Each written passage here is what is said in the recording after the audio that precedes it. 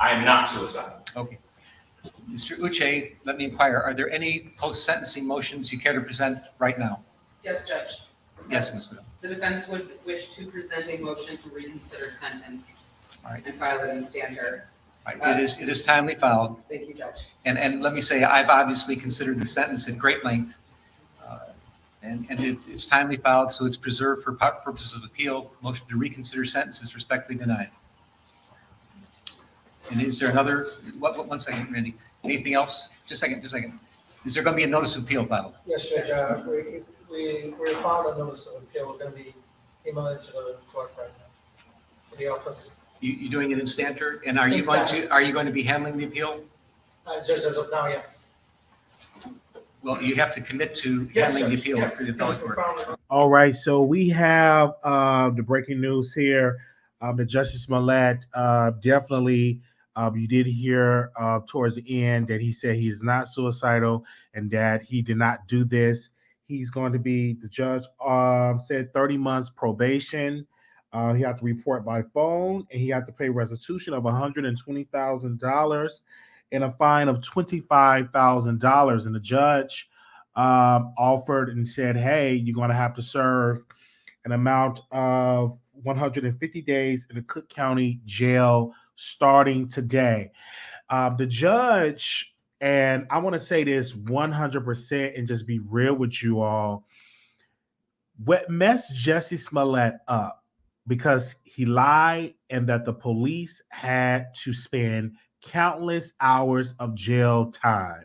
Of investigation time, investigating this case. He embarrassed the city of Chicago, and already the city of Chicago has been dragged by Trump about the crime and all of this. And here's this man saying that this was a hate crime and he was attacked by some MAGA folks and all of that. And he staged this attack and he embarrassed the city. Not only did he embarrass the city, but he also put Kim Foxx in a bad place because she didn't want to file any charges at all. You know what I'm saying? She didn't want to touch it. You know, Jussie Smollett people is very, very connected in so many places. His father is a white Jewish man and his mother is an African-American woman. And he didn't have to lie. Like so many people, his grandmother, she testified and she spoke in the camera and she said that I blame the jury. She said, I blame the media. The way that y'all did this was so unfair. His family had his back. His family was right then and there, had his back 100%, supporting him when it came to this case. It's really embarrassing because his family is so well connected. His family is so well connected all over social media, well connected and everything like that. But we are live on YouTube. So if y'all want to come on over to YouTube, I'm live on stage here. So if y'all want to see me on video, you can come on over to YouTube. And you lied and you put your family, and he had his 94-year-old grandmother to testify. So and she's walking on a cane and did everything they can. And I was surprised. I said, probation. You know what I'm saying? At one point, I was like, just give him probation. But then once the judge said and just really came into Jussie Smollett behind and said, hey, people make jokes about you. You literally did all of this service. He was working for the NAACP as a youth worker. He had Jesse Jackson wrote a speech, NAACP, Black Lives Matter. All of these people was in his corner. And this man have literally lied. And he made it worse for hate crime victims. So the next victim that say, hey, I was attacked and this is a hate crime, people may look at him and say, this is not good. I don't believe you. Is this another Jussie Smollett situation? And he made it bad for a lot of people. And so I do believe he should get 150 days to sit and to know what he been through. I do believe it. This is not a harsh sentence. He actually could have gave Jussie Smollett 1 to 3 years, if I'm not mistaken. Could have gave him more time. This was a light sentence. The judge was very fair. If the judge wanted to throw the book at Jussie Smollett, could have threw the book at him. He could have. He got 150 days in Cook County Jail, in which they're probably not going to put him in Gym Pop. They probably is going to put him on suicidal watch, because him saying that he's not suicidal and going on that rant, he probably would be on there. It will not shock me. He got 30 months probation, meaning that he can report by phone. He don't have to stay in Illinois. He can still travel and do his career. This is a very teachable moment for Jussie Smollett. He did it wrong. He not only did he embarrass himself, but he embarrassed powerful people that spoke on his behalf and said, oh my gosh, how can Jussie Smollett go through this? We need justice. We need peace. Congress was writing bills, getting bills prepared to protect LGBT folks from hate crimes. They were like literally tailoring bills in the pipeline because of Jussie Smollett, because of that, because of what he went through, and the man completely lied. He did not tell the truth. Only thing Jussie Smollett could have saved him, he could have been like, you know what? I did this. I regret. I should have did it. I hired those men. And I want to apologize to my family. I want to apologize to my community. I want to apologize to the court. That would all. When he got on the stand, let me go back to the trial. This man literally perjured himself on the stand. The judge said, it's your right to testify. It's your constitutional right to testify. But you got on the stand and you perjure yourself, meaning you lied on the stand. Maybe it'd be other charges that he may be, that they can go after him for perjury. All of this stuff. I want to get a quote here of what he said in the courtroom. This is a quote from Jussie Smollett. He said, quote, I am not suicidal. I am innocent, and I am not suicidal. If I did this, then I stuck my fists in the fears of Black Americans for 400 years, the fears of the LGBT community. If anything happened when I go in there, I did not do this. I did not do this myself. Jussie Smollett during the sentencing hearing. Bruh, this ain't got nothing to do with the struggle of Black America. Bruh, Jussie, Dr. Luther King, this, don't try to bring in the struggle of Black America. Don't try to bring in slavery. Don't try to bring in any of that. You lied. And the thing about it is you have done so much good. And I don't understand, why did you lie? You have money. Your family is connected. Your career was doing amazing things. But I agree with the judge. I think that you were so involved in social justice that you wanted to be a part of it so bad. So you wanted to make yourself become a victim so you can capitalize off of the hate crime. You could do a tour, do a book, get a TV show, etc., etc., etc. And you didn't have to do this. You are a man that have money.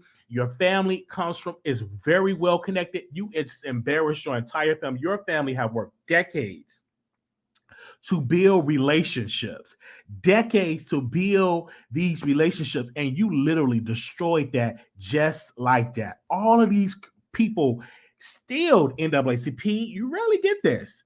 Reverend Jesse Jackson, which is an icon in Chicago, Black Lives Matter. He had another white lady on the stand that did some work for him, got on the bus to do some volunteer work. It sounded really good. All that would have worked if you would have added on, I'm sorry, I didn't mean to do this. I want to see some tears, but you still, that narcissist, that liar in you cannot make you come to that conclusion. All right. But if I was the sheriff, I will make sure that he's on watch to make sure he's not going to do anything to harm to himself, because with a person like that, he will do damage to himself just to prove a point. Look, I've been beat up in jail. So especially they got special areas for him because he is a celebrity as well. Or, R. Kelly was in a Cook County jail. He was protected. No harm came to him. So I don't think no harm will come to Jussie Smollett. All right. So we got a lot of people that I know want to call in and speak on this subject. All right. I don't know if I should get into my other topics. Do y'all want me to just open the phone lines right now? He'll be fine with the South Chicago. Do y'all want me to open the phone lines right now or get into the other topics? Jail's overcrowded. He's not going to receive preferential treatment. Yeah. Okay. Well, I'm just like his entire family literally came through and was really, I mean, like really was there for him. Like his brother wrote, I mean, a novel speaking about this case and speaking about his brother. Wrote like it was so beautiful. But the only thing is, Jussie, y'all, they even went with him. They was like, he's innocent. He's innocent. You know, he ain't do this, Your Honor. You know, it's so much injustice going on around the world. I mean, his attorney, I don't know her name, but she was like, you know, things wasn't done right. The jury, but let's blame the jury. She blamed the judge. They blamed the sheriffs. They blamed the courts. They blamed that all this publicity is unfair. They said it was double jeopardy. They threw everything in there because they tried to do a motion for a new trial that was denied. When it came to another attorney, he said, well, if he go into jail because of C-19, he can go in there, he can catch C-19, and he can just die. I'm like, come on now, that man probably got his booster and he's fully vaxxed. I don't think he's gonna go in there and catch the Rona. If he do, they're gonna make sure he's well taken care of because he's a high-profile person and he's very well connected. So they're gonna make sure he get treatment. All right, he's not a poor black. He's you know biracial, but he's not like a poor person from the south side of Chicago, poor and on, you know what I'm saying, on some type of welfare and all that. No, he's very well connected. So best believe is if he get a sneeze or cold, they're gonna make sure he's taken care of because his family is still very well connected. They know people in high and low places. They even text Kim Fox. Some people text her from his family about the chart. So he's very well connected. But I knew they was gonna make an example because Trump was in office. And Trump used that because he said, look at this man. He beat up himself. And Jussie Smollett was very critical of Donald Trump. See, when he got caught in that lie, he got the machine of the right-wing conservative on him so bad. It was so bad with the right-wing conservative. They came on it so hard that Empire was canceled. They was through with Lee Daniels. They canceled Star. They canceled all of the shows. They were done. Literally, they canceled everything. Not only did they cancel Empire, but they canceled Star. They canceled all of that. They literally came after him because he lied. That was like a stake to that community because he lied, and so they was able to use that. And I remember when Trump said, you know, yeah, let's talk about Jussie Smollett. He beat up himself. He said somebody beat him, but believe me, he beat up himself. Can you believe it? Can you really, really believe it? And they was yelling in there, lock him up, lock him up. And I'm like, why would he do something like this? It's just, wow. It's just not, man, I just say, hey, it is what it is. Okay. Now, I'm going to say it again for the people that's in here. He has been sentenced to 150 days in jail, plus 30 months of felony probation. He must also pay restitution to the city of Chicago over $120,000, and he also had to pay a fine of $25,000, which he got to pay. His family is very well connected, and they really got money. But it's embarrassing for your family because now the family, see, this is the important when people do dumb-ish. When you do dumb-ish, it affects your family. People ask questions like, oh, did you see?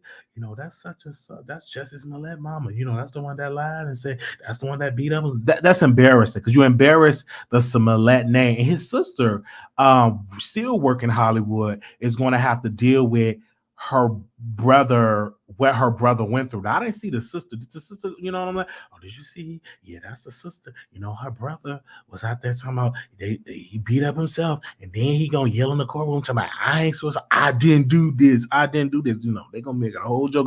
They're gonna be making jokes about it on Saturday Night Live and all of. They're gonna make a joke out of it. And I'm gonna tell you it again. When the judge came up and he said to Jussie Smollett, you are a joke. They make jokes about you. I felt that.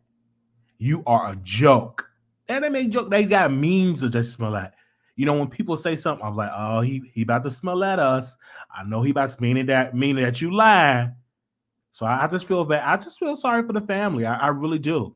because he didn't have to do this. You know what I'm saying? He had the wealth, he had the connections, he had the opportunities. I don't feel bad for him because he's still very well connected. I mean, 5 months, that ain't nothing. 5 months in Cook County Jail. I mean, that ain't. I mean, that ain't nothing for what you did. You know what I'm saying? 5 months, Cook County Jail, 30 months probation, report by phone, pay restitution. You don't have to live in Illinois. You're not restricted. You can travel. So you got a sweet deal. A very sweet deal. All right. So I'm going to move on. Wow. Yikes. And you can write you a book. So much you can do. You can turn this around. You can write you a book. You know what I'm saying? And I do believe he's going to tell the truth in a book and stuff like that. He's probably going to become a Muslim or something. We'll see how this is going to turn out in the next 5 months. We definitely going to keep it, or he could be put out. He's like it's overcrowded. He served like a month, so that's a possibility. So we will keep you all updated on that. All right, we have to talk about MC Shakie. Now, I received this in my DM about this. I haven't seen MC Shakie confirm this, but somebody said that MC Shakie is once again has been charged and has been accused of fraudulent behavior. Now, I didn't send MC Shakie a DM. I was reading the article that he defrauded a company of a lot of money. And so his sentencing, they say, is in June. Now, I don't know how true this is. This the DM that I got, okay, in my DM, that they said he committed fraud. And he was in prison for fraud. He went to prison for fraud for doing check fraud. So give me a second here. Hold on. He talked about the new case. Okay. So y'all know I ain't just making this stuff up. Give me a second. So I'm just letting y'all know this ain't none that I made up. This is something that was sent to me. And we tried to get MC Shakie on our show, but I guess he had some issues. He couldn't come on.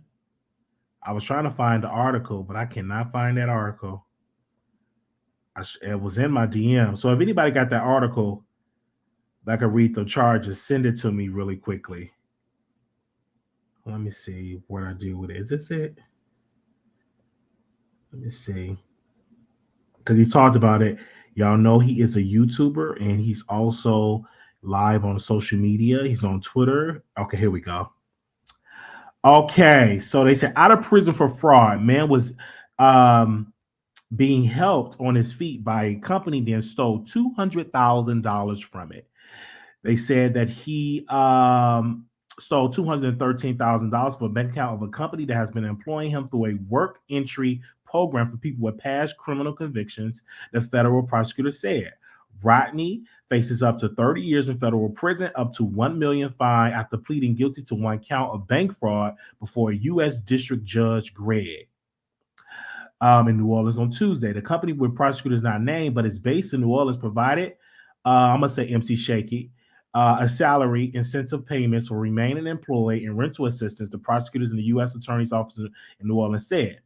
They said the MC Shakie has been previously convicted in 2013 in a counterfeit check scheme, sentenced to 5 years in federal prison, and later released on supervised probation with a requirement to pay more than $60,000 in restitution. Under the latest plea, MC Shakie admitted to using a Chase Bank web portal and mobile banking application to move the money from the company bank account to pay off debts on a Chase Bank card owned by MC Shakie owned company, MC and Associates Management. MC Shakie used his employer's Chase account to pay off MC and Associates Chase Bank card 18 times before April and June 2018, totaling $213,372. According to a basis filed with his plea. The card has been used for personal expenses, including those made at Amazon, Costco, and Sam's Club. MC Shakie didn't have the authority to move the money from the operator's account. Federal prosecutors added the work reentry program operator discovered the illegal payments in 2019. MC Shakie and Associates, which MC Shakie did not tell his work entry operator he owned, was also leasing MC Shakie his home and receiving rental assistance payment from the work entry operator, the plea said. About a year after the illegal payments ended, federal prosecutors garnered MC Shakie wages at a barbecue restaurant because he paid less than $1,000 of restitution owed in an earlier counterfeit check case findings show. But a judge later removed the garnishment in November 2019 after prosecutors told the court MC Shakie was unemployed. In his latest conviction, MC Shakie had earlier waived indictment and has been charged by prosecutors with a bill of information early January using a signal in federal system that a defendant is cooperating with prosecutors. Portions of MC Shakie's plea and the statements he gave to prosecutors were filed under seal Tuesday. Under the plea deal with prosecutors, MC Shakie must surrender all illegal obtained gains. His sentencing is set for June 14th. I think he's innocent to proven guilty, all right? And we'll see how the sentencing goes. But if you got into prison for fraud and you was convicted of fraud, the best thing not to do is to do fraud. But it's hard when people do fraud and they know how to get fraudulent money. It's hard to go working out a barbecue pit making minimum wage when you know how to crack cars, when you know how to steal out of a Chase bank and get swindle money in different accounts. It's kind of hard being a regular Joe. It's hard.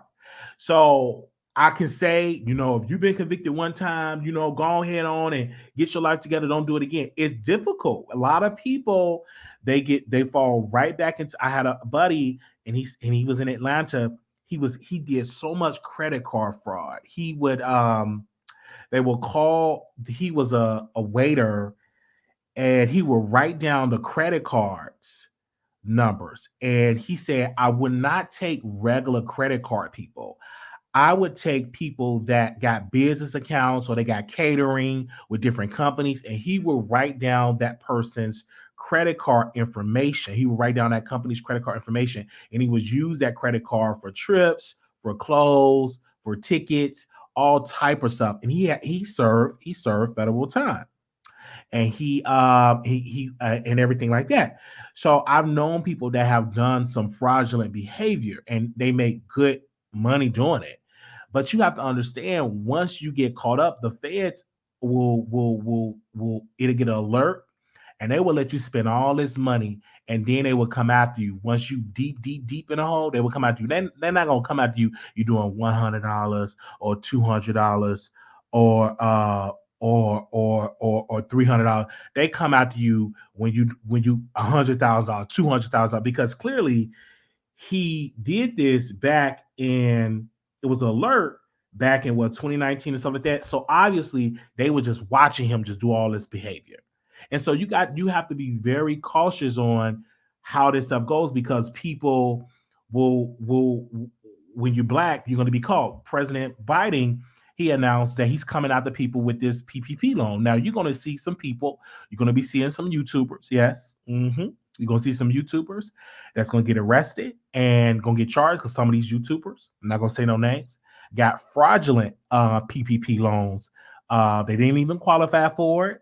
They just got it, and they got multiple thousands, hundreds of thousands. They got all that stuff from coming in my DM, and you're going to be showing some of these YouTube mugshots, and it's from that PPP loans. Y'all going to be like, whoa, why they try to tell us? So I tried to tell somebody today, I'm like, I think you should return the money. But if it's all spent, you're in the mercy of that, because let me tell you, once they get the prosecutor, who you think they coming after first? They're going to come after us first. Like, let's be real. They're going to come after us, and they're going to come at us hard. Now, the Beckys and the Karens and the what's the other lady name that we were talking about?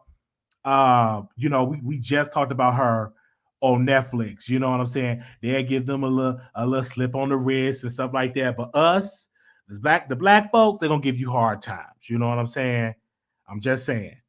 So if you did that PPP loans and you know you didn't qualify for it, when they come after you,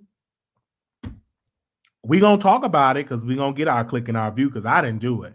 Because I didn't qualify for it. Now, if you qualify for the PPP loan, you have the proper paperwork, you have the proper payroll, you have the business set up, you had all that, and you qualify for it, you have nothing to worry about.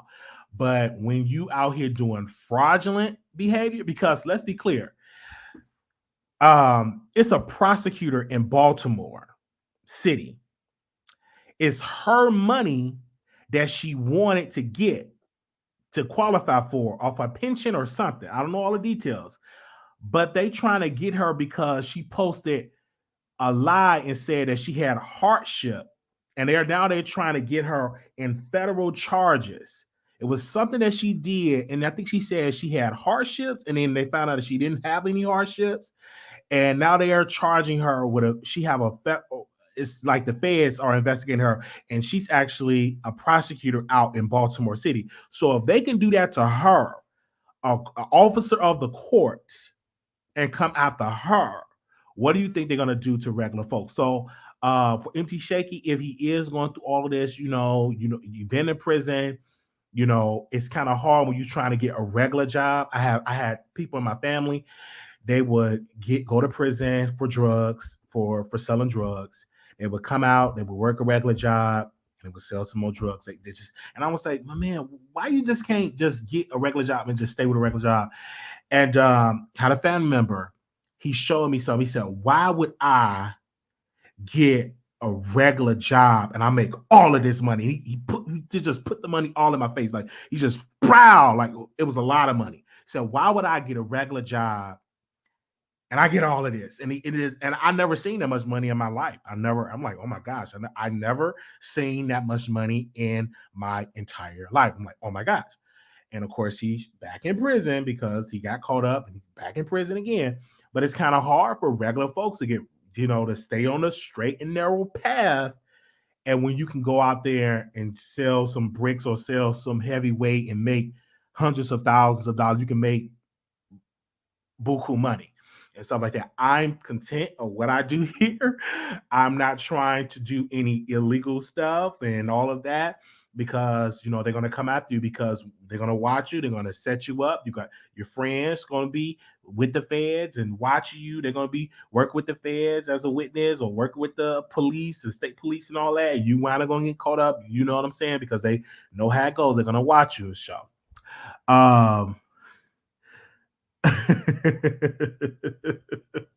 so just saying. But I'm going to talk to MC Shakie about it, because he can get off. You know what I'm saying? He's innocent to proven guilty. And if he did do this, I can understand. It's kind of hard getting a regular job, working at a barbecue pit, and making minimum wage. You know what I'm saying? I can understand if you want to go out here and commit some fraud. You know what I'm saying? Let's be clear. The who was that girl I want to name? The Bounce Queen. Y'all know who I'm talking about. The do bounce music. Not fucking Aniva. She's out in New Orleans, and she do bounce music. This person, and she was in one of Beyonce videos. This person, she did, I think, Section 8 fraud or food stamp fraud. I think she was on Section 8 or food stamp fraud. And Big Frida. And I'm like, and they came after her or him. They came after him. He did Section 8, I think Section 8 fraud, food stamp fraud. And I'm like, how you gonna say you on food stamps when you making bank? Oh, it was Section 8 fraud. And he didn't tell them people his income. And they came after him. They really did.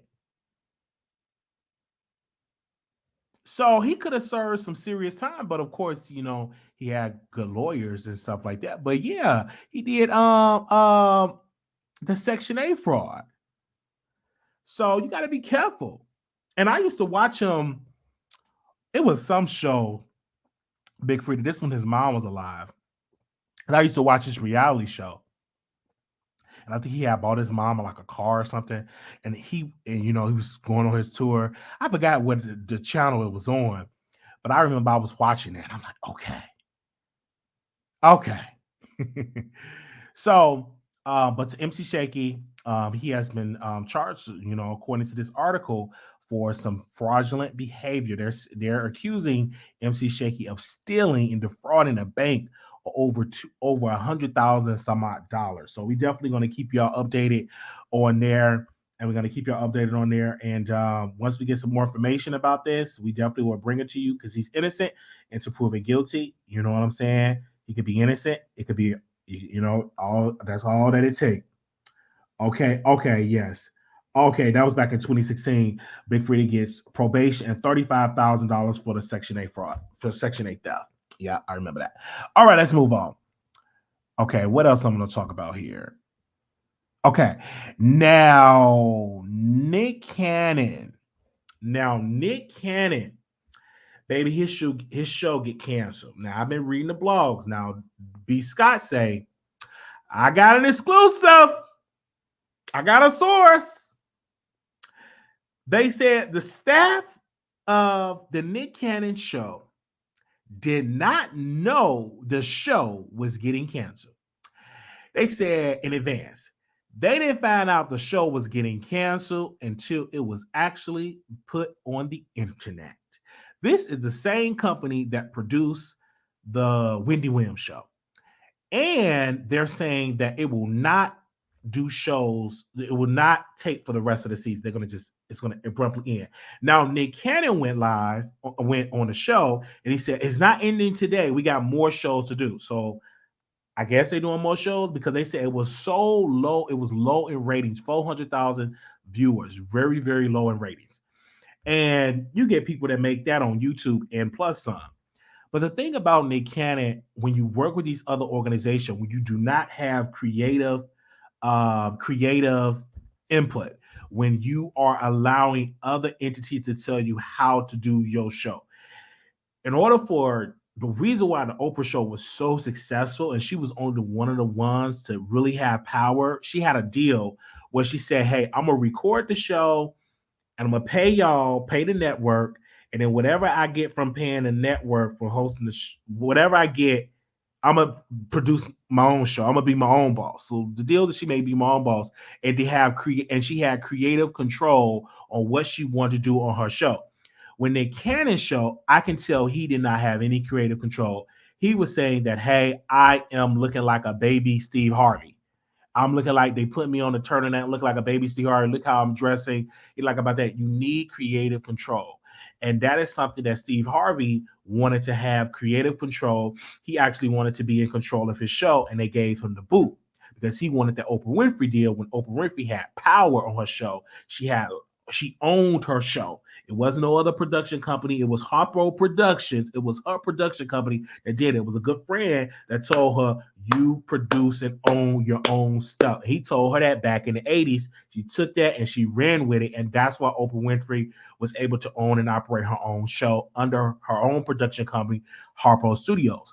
Wendy Williams didn't have that deal. She should have negotiated that when she was well and healthy, but she was still dealing with Dermar Markery, and she was still dealing with all of that. Instead of trying to negotiate and say, hey, let me own this show. Let me work a deal out so I can own at least 80 to 90% of my show. And so you just won't fire me when you get ready. And it was just so embarrassing because look how they did Wendy Williams. They put Star Marie. I'm sorry, not Star Marie. They put Sherry Shepherd. Now, Nick Cannon, put him back in there with smile. He blamed Wendy Williams' show for his low ratings. He said because Wendy Williams was doing reruns, he was depending on that Wendy Williams audience to come to his show. He was depending on those people, those millions of Wendy Williams fans to tune into the Nick Cannon show. They did not do it. And see, Nick Cannon, you should not have banked on that. What you should have been banking on, good storytelling, good commentary, good guests. The guests that you had on, it wasn't making people want to go view them. I love Kiara Shear, but who want to watch Kiara Shear on television? I'm not trying to be bad about Kiara Shear. They had another Karen Clark Shear. Who want to watch them? Who want to see them sing some gospel music in the morning?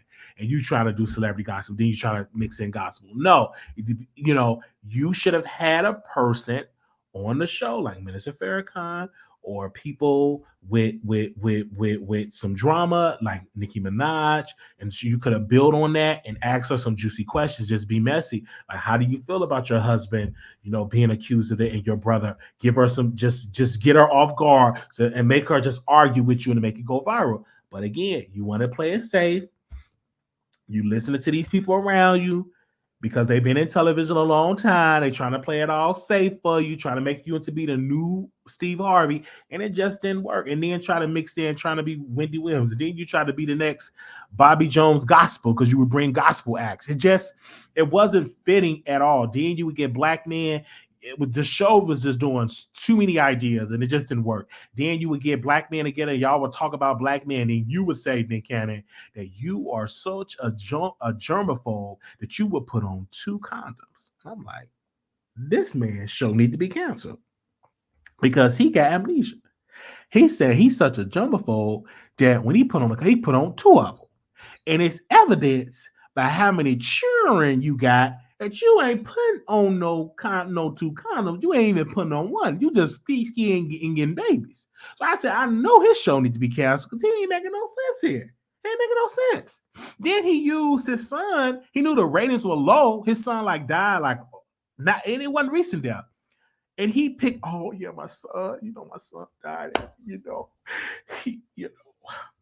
died, and then you going to get another woman pregnant, and then the other woman with the son died. She was like, "Hey, how you moving on so quick? When we supposed to be grieving?" And I think he used that death of his son for ratings. Yeah, my son. We went out for our last walk, and my son, and I'm just here with y'all, my family. You said you were telling the show so you could get them ratings, and people still wasn't feeling it. Then the camera zoomed in on his crotch. That didn't get through. Like, they tried everything possible to make this man's show pop, and it just did not pop. You got to have creative control, and that's why, like Sherry, she's going to be set up for failure. She don't have creative control.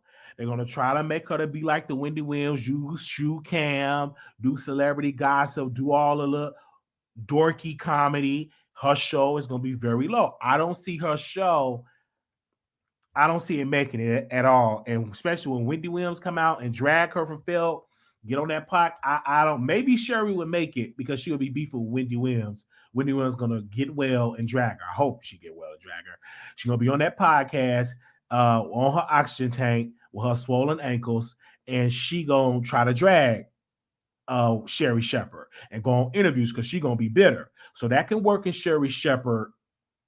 That can work for her because people will be watching to see, Sherry gonna clap back at Wendy Williams. Is Sherry gonna do this? Did you hear what Wendy? So it may work for Sherry. It might be a little cat fight that may keep Sherry alive for at least 2 seasons, at least 1 or 2 seasons. But because she gonna have that Wendy Williams dragging her on radio stations and with them big old eyeballs, she gonna be going live and dragging her, talking about she stole her job and stuff like that. So I can see her show kind of making it and have a better footing than Nick. Just it was just a failure, man. Mariah Carey didn't even come on the show because did she come on the show? It was just all over. It was just all over the place. It was all over the place. And people don't understand, and I said it, like, until people are willing to take risks in daytime television, the formula is so outdated and they're being so safe. And I know they do this for advertisers, but if you really want daytime television show to work for the Black culture, you must have Black people in the room about the culture. Can I get an amen? If you are having a show about the culture of Black people, your production self should be 99% Black. The people in the room should be Black. I'm so tired of y'all doing these shows and don't nobody look like you that's making the decisions. You gotta have somebody like Brother Wiley that say, listen, brother, you already had this thing going on with the culture. You need to be interviewing people that black people know and that white people will tune in and watch. And you need it when media talking about your show, Fox News talking about it. If you would have brought Minister Farrakhan on your show, you would have Fox News on you. You would like, oh my gosh, how can he do this? How can he bring this? You'd have had so much rah, rah, rah, rah, and the ratings would have been there. So it would have been there. People would have been watching. They would have been watching your shit. They would have. They would have been watching your damn show because people they would have been talking about it all on daytime television. They would have been talking about all on the Breakfast Club. They've been talking about everywhere. Like, did you hear what they do? What? I'm gonna tune in. I'm gonna watch this. But again, you don't listen to Brother Wiley. You listening to Karen and Becky. That's who you listening to. Okay.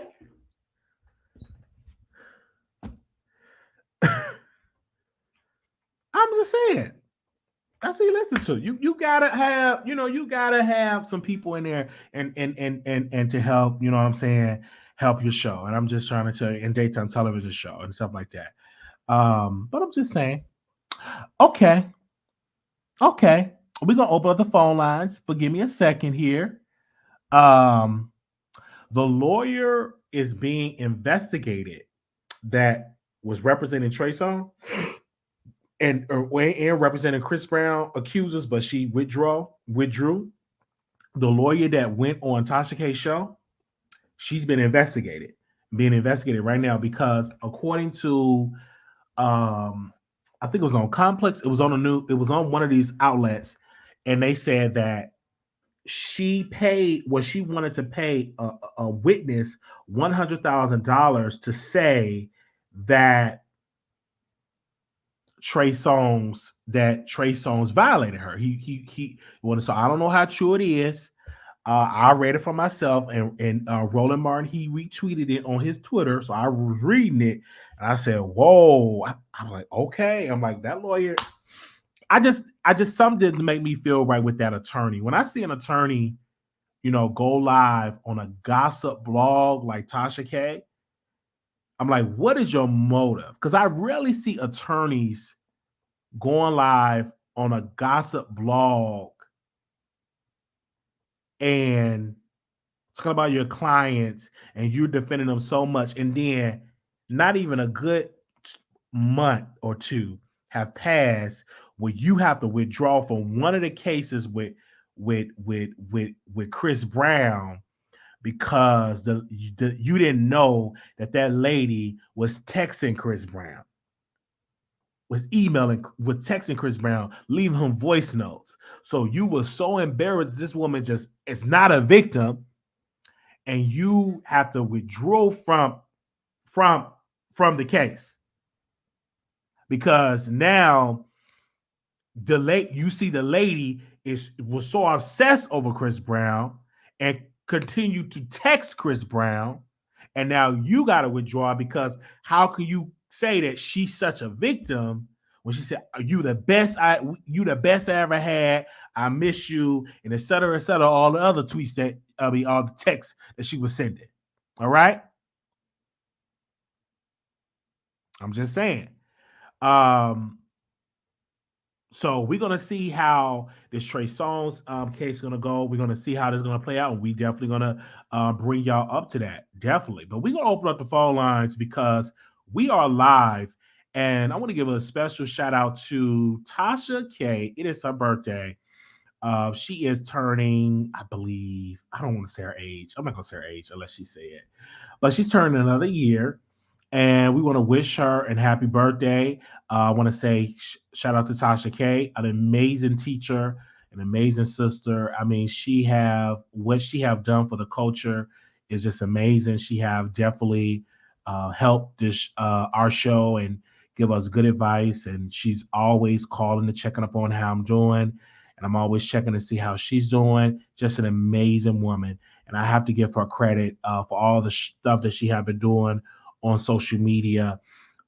Is just amazing. Like she have culturally, she is one of the top people out here. She employs, like I said, hundreds of people, and she had people working for a company and one getting paid, and now she actually employing them with her company. So that's incredible. And we have to, her show is highly entertaining. I watch her show on a regular. She is the only YouTuber outside. Maybe she's like the only one that I would really watch religiously because I don't watch too much YouTube. But her show, I'm a fan, and for anything, I am definitely a fan of her work. I love her interviews that she's doing. I don't always agree with Sister Tasha, but one thing I can agree with her, she is a boss. Okay, she is a boss, and we want to say congratulations to reaching another milestone of your life. And we can't wait to see what the future hold for Unwind with Tasha K. I definitely can't wait to see what she got planned for this upcoming day. So she's definitely an amazing, good talent. So anytime I'm not doing something, she would call and check up on me. Just amazing woman all over. Just amazing. Shout out to her family. Okay, we're gonna go and open up these phone lines because I know y'all want to call in real quick and speak on Jussie Smollett and all these other cases that y'all want to speak on. So I want to open up these phone lines and let y'all call in. I think I covered everything. Yeah, happy birthday to Sasha K. Happy birthday to you. Okay. Happy birthday to you. Happy birthday to you. Yes. Happy birthday, Tasha K. Happy birthday to you. Yes. Okay. So we're gonna open these phone lines. And we've been up all day. So my people been listening to me all day. So I'm gonna let y'all talk. Okay. We ain't gonna be on here all day. Y'all get y'all point across. All right, give me a second. I'm gonna try to open the phone. Okay. Because Lil Durk album come out tonight. So I want to listen to his album and chill. And don't forget producers. Tomorrow. I gotta give me a haircut tomorrow too. Gotta be on live all day tomorrow. So I gotta get my haircut tomorrow. Definitely gotta get my haircut tomorrow. Live on Station Head because we finally was able to download Donda 2. So I'll be able to play that for y'all tomorrow. Station Head people. Just join us in stationhead.com/The Wiley Show. And you can follow us over there. We had about at least, I think, 80 to 90 listeners. It's not in count of people that's going to catch the replay. We've been streaming like all day today. We did like a whole Nicki Minaj party. It was amazing. It was amazing. Yeah, so we definitely coming for the number one spot. We're doing amazing work. Your show now, press 1 to hear. Your show is scheduled to start in 35 seconds. All right, 35 seconds. I can't well, you need to follow me on Station because if you follow me on Station, it sends the notifications. Because it's about 1,600 of y'all follow me on Station Head right now. So if you follow me, it actually sends the number, it actually sends the notification. Your show will go live in 5 seconds. 4, 3, 2, 1. Blog Talk Radio. Okay. All right. Moderators, if y'all can post the number in here, the number is 646-716. Call in. I want to know y'all thoughts on this whole case with Jussie Smollett. And I mean, we have been listening to the entire sentencing thing from the judge. I think they was live for about 3-4. I think they went to court about 1 o'clock. Was it like 1 or 2? And we've been on there and since like 6 o'clock. That's when the verdict came in. So we was up all day listening to the sentencing of Jussie Smollett. So if anybody want to call in, you could definitely call in and speak on that. I want to hear your thoughts on that. Okay. Give me a second. Ooh. Okay, I got the number in here. Hold on 1 second. Let me see. All right. 00235. Hey, Wiley. Hey.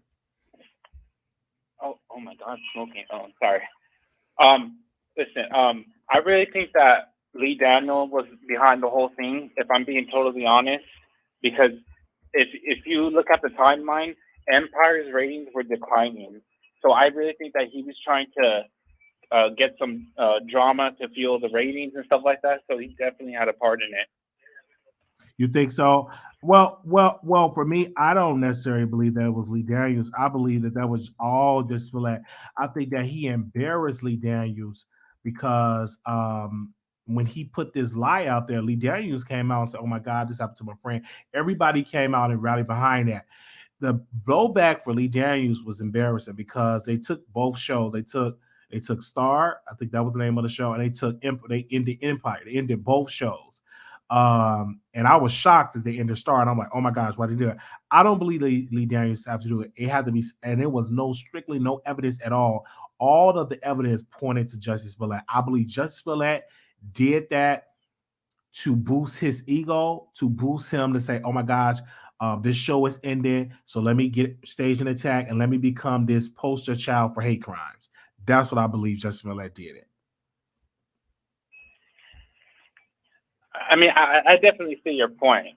I definitely do. But listen, the lawyer for the Chris Brown accusers. Listen, when she did that interview with Tasha, I was side-eyeing her because she was saying that, oh, it's easier to believe the victims, but this is the same girl that represented Duty Low.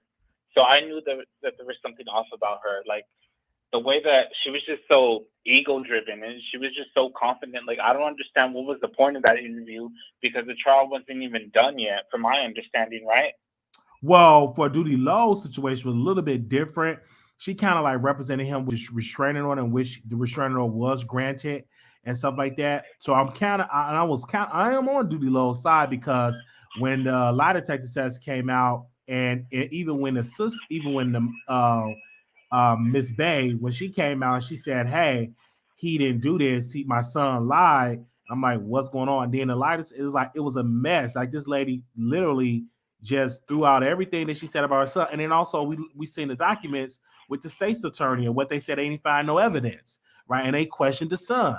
And then we find out the son admitted that he stay at home sometimes and he be cooking on the stove. So, I mean, I think the lawyer should have did an interview because she should wait till she get a victory when it comes to when it comes to Trey Songz and Chris Brown. When I'm talking about like a conviction of them heading to prison for that, then I can see you doing an interview. But you're doing an interview too early. I think she was doing an interview because she was getting dragged by Trey Songz's brother.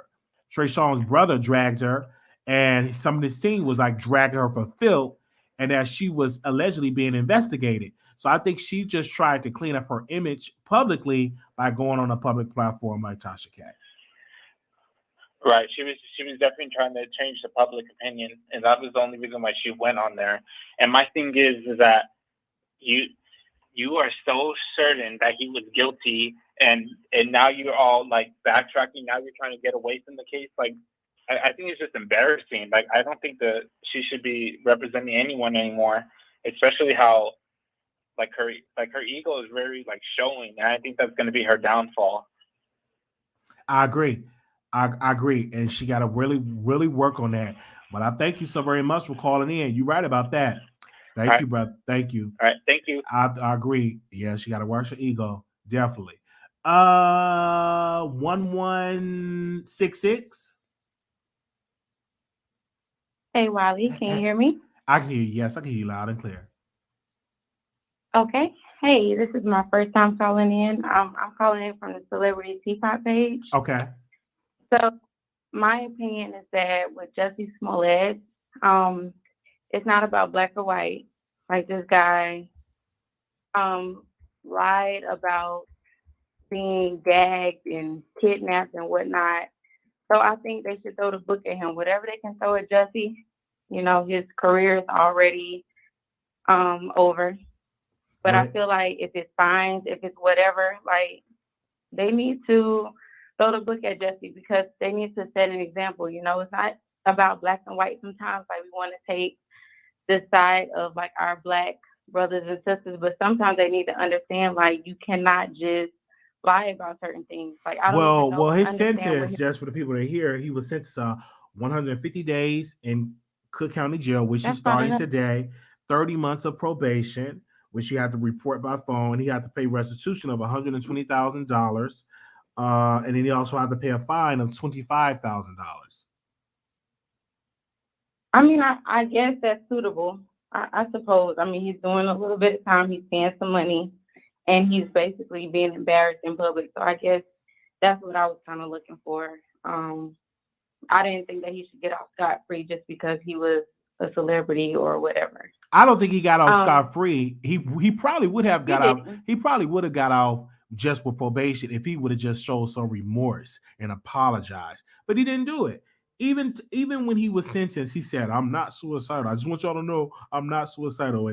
And what was the quote that he said in the court? Give me a second. He said, "I'm not suicidal." Give me a second. He said this: "I'm not suicidal. I am innocent. I am not suicidal. If I did this, then I stuck my fist in the fears of Black Americans for over 400 years, in the fears of the LGBT community. If anything happens when I go in there, I did not do this myself." Jussie Smollett during sentencing. So what? He gonna stage an attack in jail? You know, I'm just like, okay. So All when right. people do things wrong, right, they default to either black people or LGBTQ. Like, stand on your own. You decided to do that for whatever reason. We still don't understand why you decided to do that. Like, what were you looking for to boost your career when your career is now over because you decided to do that? I mean, I'm just glad he got something. I'm not a judge. I'm not a lawyer, so I can't determine what he should have gotten, but I'm glad that he did get something. So it sets an example to people, like, no matter whether you are famous or you are a regular person, like, you still deserve some type of consequence for lying. And I really wanted to get into that Chris Brown case. I'm so happy that Chris was able to keep that voice note and those text messages, because a lot of times we do jump on the side of the woman. So I do feel like Chris Brown should be vindicated, and people shouldn't be so quick to jump to conclusion. I don't know. It's just a win for Chris Brown. Like, he's had like a black cloud over him for so long, ever since the Rihanna case or whatnot. But I really want to touch on Jussie and then Chris, and then I want to wish Tasha K happy birthday. And then I also want to say MC Shakie is too freaking old to be involved in anything about fraud. Like, that's ridiculous. Like, you are over 40. And you pop your gums about having it like this and being, this and that. And then you don't have anything because apparently the way you're getting yours is taken from other people. So that's all I wanted to say, Wiley. Nice to meet you online. No, thank you. No problem. And I agree. And I mean, hey, but it's kind of hard once you do fraud and you get that good money. It's kind of hard to stop. Right? It's kind of hard for you to work at the barbecue pit making minimum wage. That's hard. I guess if you get started on crack, like, you will be addicted to it. But for me, like, I'm just not enticed by crack. Like, I just want to. Because we are not gonna think like that because we never been involved in doing activity like that. So our brain is not wired like that. But for people brain that is wired like that, for use of doing fraud and all that, it's kind of hard for you not to stop doing fraud. Typically people, not every case, but it's not so surprising that you go back to what which is fraud. And I do feel sorry for him, and I feel sorry for the victims. Like, who money was that was stolen, and something. And he was in a re-entry program, and he was stealing money. And I'm like you're trying to get back on your feet from prison, but yet you getting right back involved. If he did it, because we don't know, he's innocent to proven guilty. But they say sentencing will start in June. But it's like, You know, you're right. You're not getting any younger. And to get another sentence for prison, let's say if he get another 20 years, that means he's going to be 60, 70 some years old when he get out. But yeah, okay, so can I pose a comparison? And it may Okay. be a little off, I don't know. But just like when we say, like, hey, the rappers have made it, you can come out of that hood lifestyle. So for me, I see MC Shakie, he's getting big O, he's getting all these coins, whatever the little tokens are over there. He's like blowing up on YouTube or whatnot. He's getting interviews. Like, to me, he's a pretty high level YouTuber. So Yeah, he made good money. That's something. Tradition. That's greed, but that'll I be don't understand that would be lifestyle, that would be greed. If you're making good money on YouTube, you're making good money on Bingo, and you're making good money because I think he have another company where he sell products, and you making his money. That mean, and then you doing fraud on the side. That's greed. That's greed. Yeah, you want excessive money now because you're good on YouTube, I'm pretty sure, and you're good on Bigo, but some people just want more and they can't stop. I guess maybe it is an addiction, you know, something we don't even know about. So That's true. Thank you, thank you so very much for calling thank in. you. All right, thank you. All right, the number. Thank you. Thank you. The number is 646-716-8447. Okay.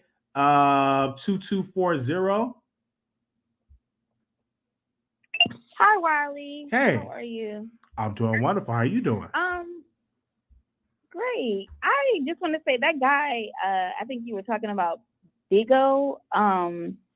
Like if he's doing fraud, he's a well-known YouTuber and he's doing fraud on the side. That's stupid. I mean, because you have to know that like the IRS and people are going to be investigating or looking into you and watching you. So to think you're going to get away with fraud is just, you know, it's just dumb. In terms of, I was thinking about like Nick Cannon.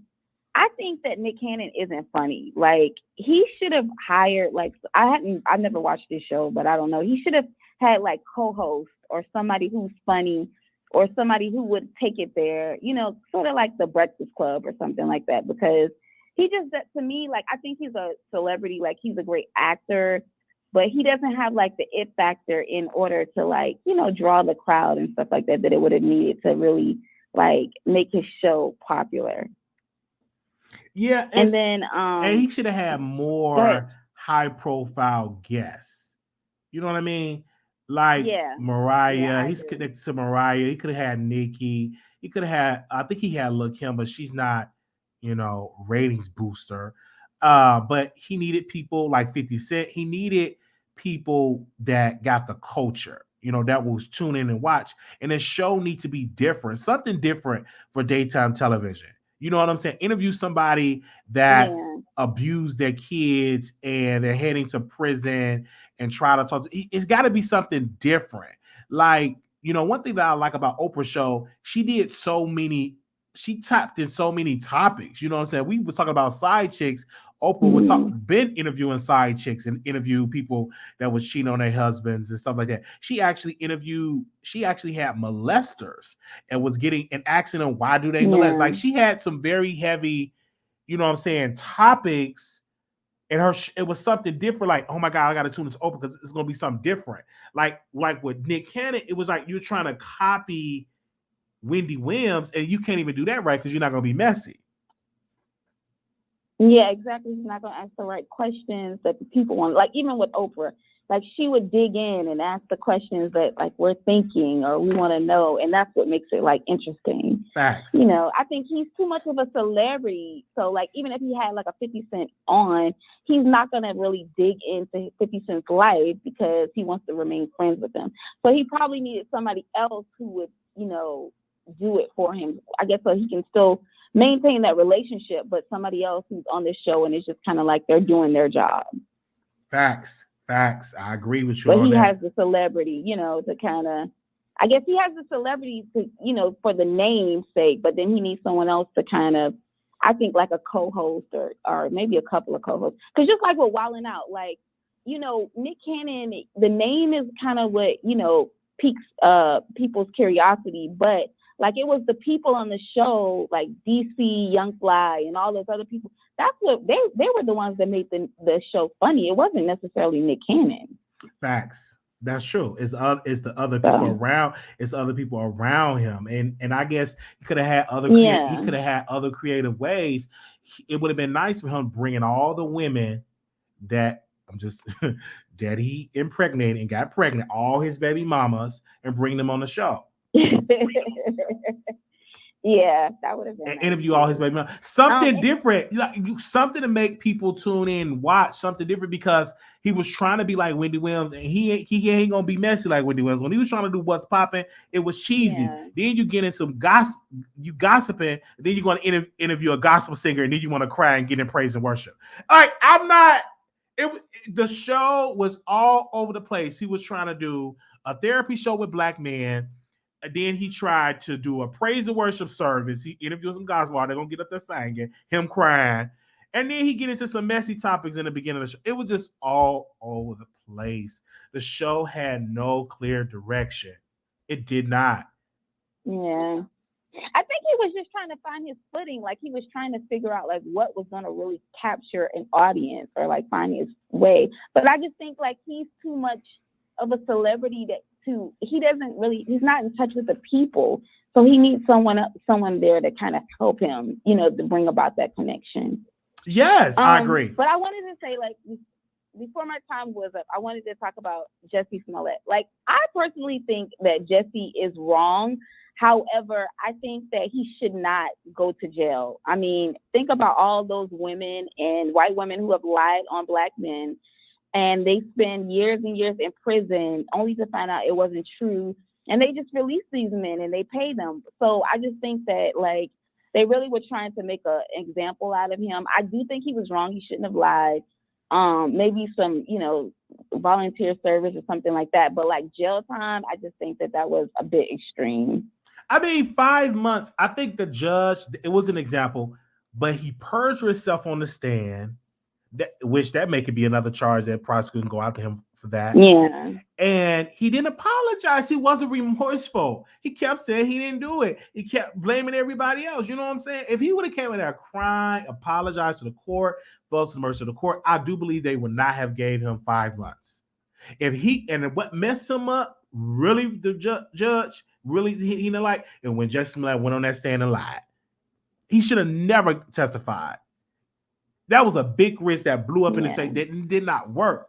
And so getting 5 months, I mean, he could have really gave him more than that, to be honest. I do. I mean, I just think that I hope this sets a precedent for, when black men are lied, or just anyone, not just men or anyone that's lied on and they're spending time in prison. I mean, and then it come out that, that they say that they did a murder or something, and it comes out that it wasn't even true. They weren't even there. Like, are we now going to, prosecute the people that lied? Is this going to be a precedent for that? I mean, the thing about it is the thing about what he lied about a police report. If this was a regular person like myself, I lied and they found out, it was a lie, you may get a slap on the wrist, boom, boom, boom. Because Jussie Smollett is an international celebrity, you lie and say it was a hate crime. Automatically, the city of Chicago is going to be pressure from all over the world to find the person that attacked Jussie Smollett. He's saying he was gay, he was attacked. It was a hate crime. So all of these hours of resources that people from cases that they got to handle from all the crime that's going on in Chicago, they got to take time off of that and to find this person, because that is high priority, because he's such a high politicized figure in Chicago. Not only just in Chicago, around the world, because Empire was a powerful show. And he lied. Yeah. And instead of him apologizing, and then another thing that kind of messed him up is when he went on Good Morning America. That didn't make him look good either. Because that's how they really scolded him on the stand about that. He really tried to lie, and he could not get out of his own way. He could not get out of his own way, and he still didn't have no remorse at all. Lying, I mean, him admitting or even saying that he's sorry, I mean, for the long term, that would have hurt, that's going to damage his career. Even though, like, he's found guilty and people are, we know, kind of know that he's lied or whatever, and it's official that he's guilty. he can still probably get out of that, but I just think like, I don't know.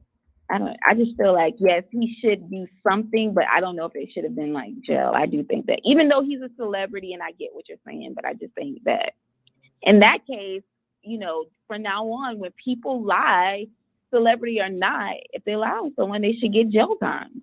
Yeah, but he lied. If they're investigating, if police are investigating, I mean, what's the difference between someone who's getting on the stand and saying that someone did something or they saw something? But you still. I mean, I'm not talking about like if someone. It's a perjury charge. I mean, you still can go down for a perjury charge and stuff like that.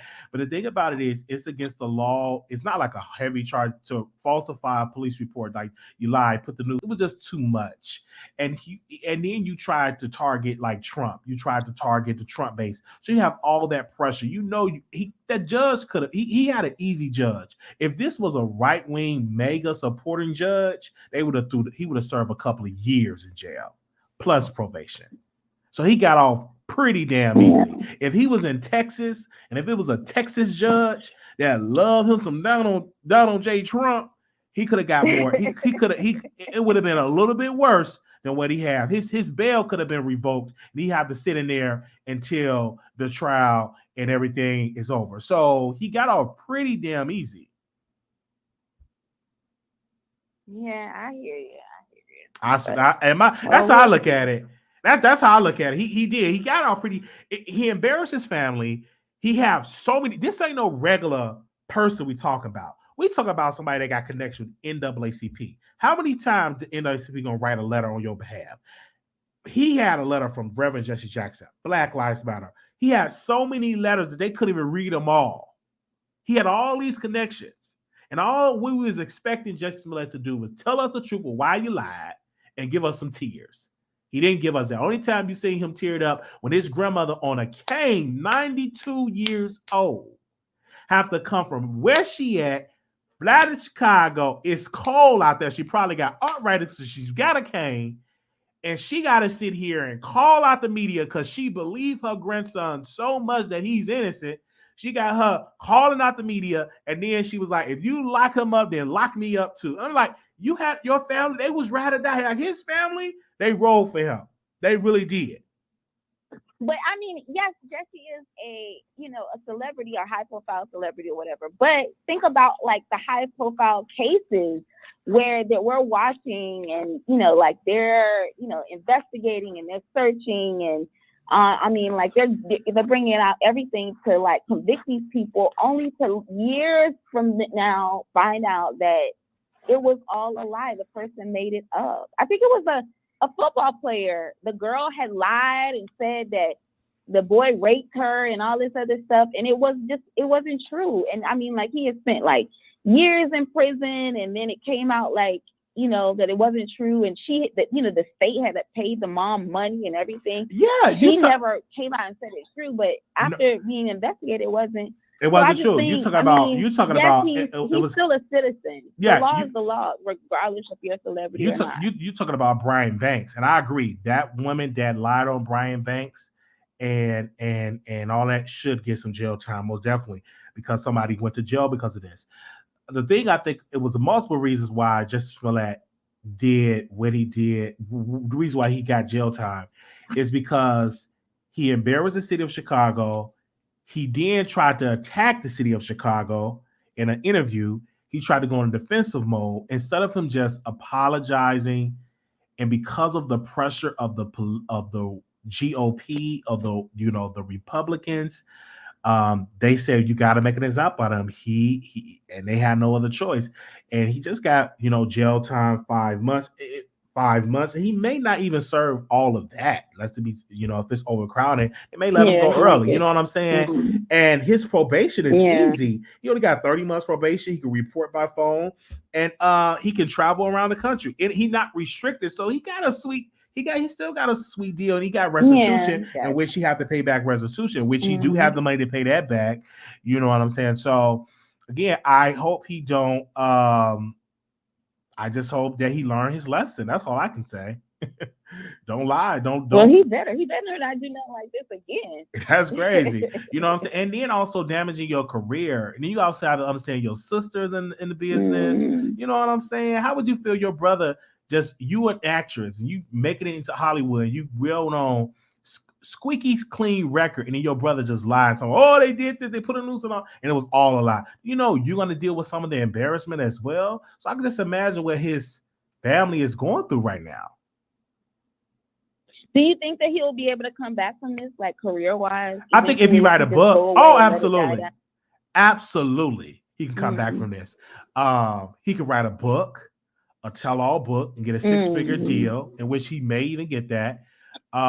He can go on tour talking about that and really tell us what was going on about that. Talk about the drug use, talk about all of this, talk about the depression, you know, juice it all up. You know what I'm saying? And I think he can, I think that he may not come back to where he was, but he still can make some money and still can be something. You know what I'm saying? I can still see him still doing independent films. Hell, I can even still see him a director giving him a chance to work on that movie and stuff, because his family is still well connected. You know what I'm saying? So I still can see him still doing some type of movie and stuff like that. And but I think he should definitely write his book and get a book deal. And people like myself gonna be at the Barnes and Noble, and we definitely gonna get that book and we're gonna read it. But yeah, I think that he definitely can have a comeback if he just do independent films and stuff like that. But he had a lot of attorneys, so they said all his money ain't gone. I don't think all the man's money gone. The man ain't broke at all. He still got some money. But okay, sis, thank you so much for calling in. Well, thank you. Well, I want to say you have some good ideas, so you need to start some kind of social media consultant business or marketing consultant, because a lot of times I'm listening to you and the advice that you give these stars. Sometimes it's really good at ideas. So yeah, you might need to turn that into a business. Yeah, turn it into business, and then like be a producer of a show. Yeah, I would love, like if I never were to do like YouTube or be in front of a camera, I would love to just give ideas and give suggestions and work behind the scenes, because it's so much better for that. And I just think that would be so grateful, like the ideas that I gave for I'm not a Jussie Smollett child. He just needs to write his book, and sit in jail for 5 months. and then the love making it, he gonna get in prison in jail. Management and all kinds of stuff. Yeah. He gonna be smashing so many top good looking men in Cook County. That's a vacation. I mean, come on. I mean that's a vacation. A high profile star. He gonna get it in for a good 5 months in the shower and stuff like that. It's gonna be amazing. But I agree. I just have like good ideas that I can consult and give good ideas, especially for like shows and stuff like that. I just have that, and I'm a fan of like shows and ideas and stuff like that. It's amazing. So that's a vacation. That's a vacation.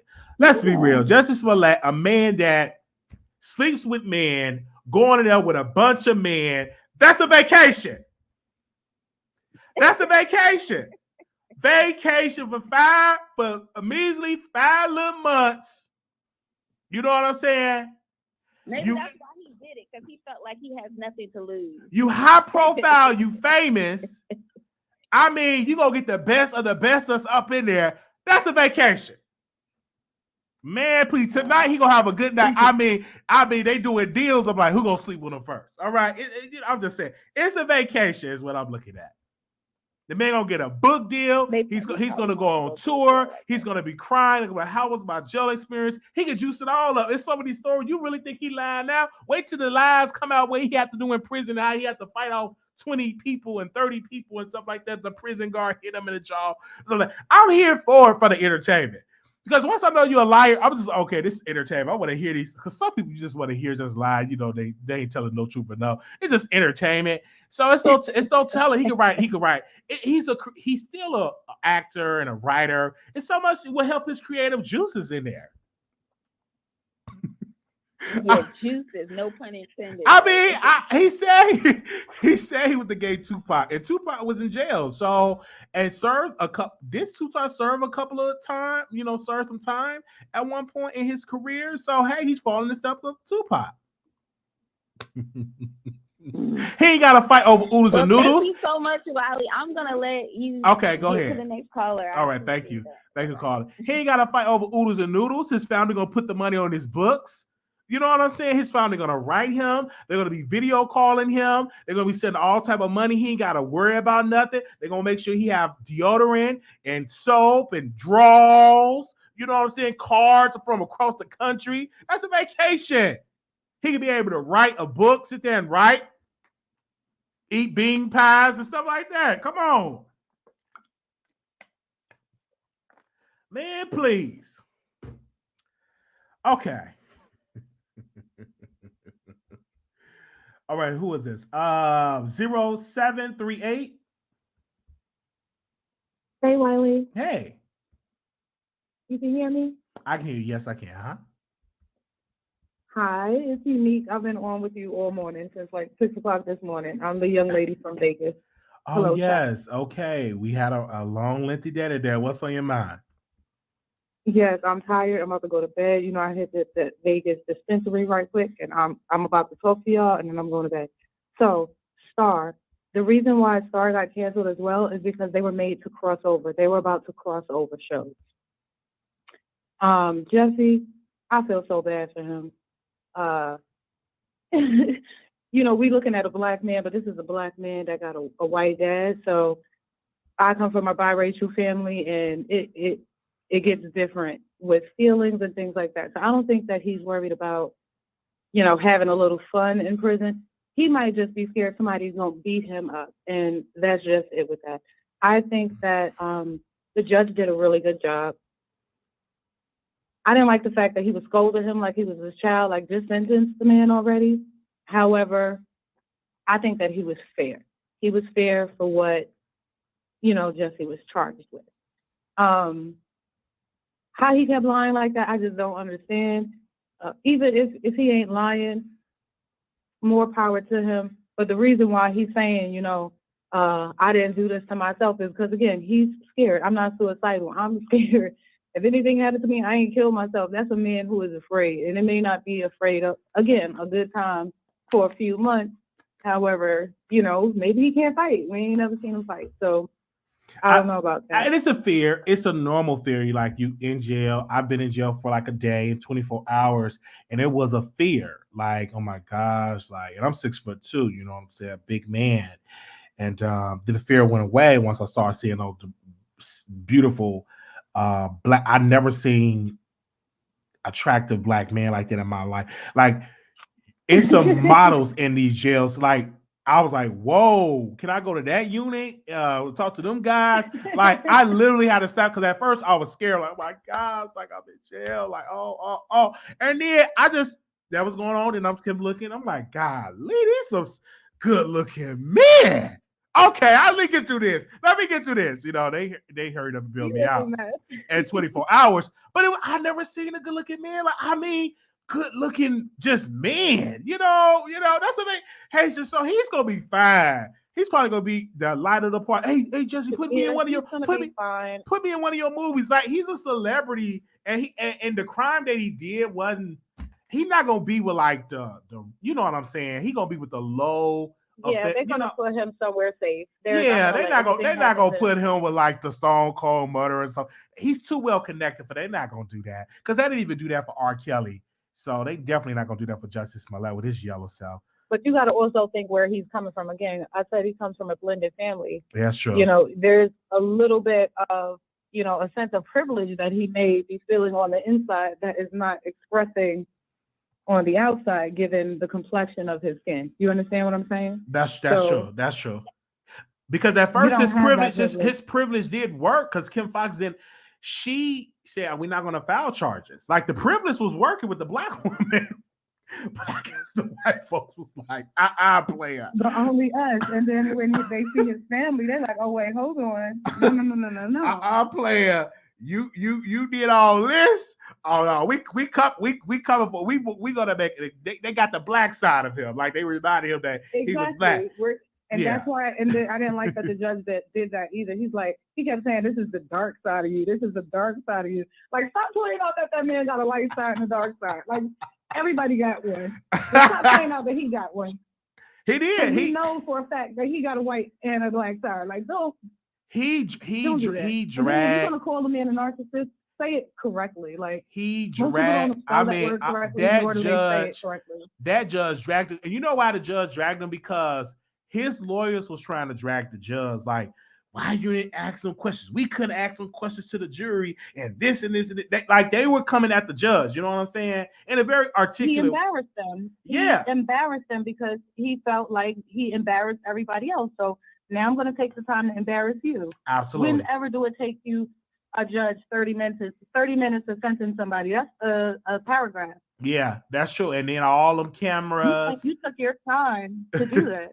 Yeah, I think he had his mind made up before the people did all. That judge had his mind made up. He did. What He knew he wasn't going to give him a lot of time. 5 months ain't nothing, and he probably only going to do half of that. 5 months is nothing. Right.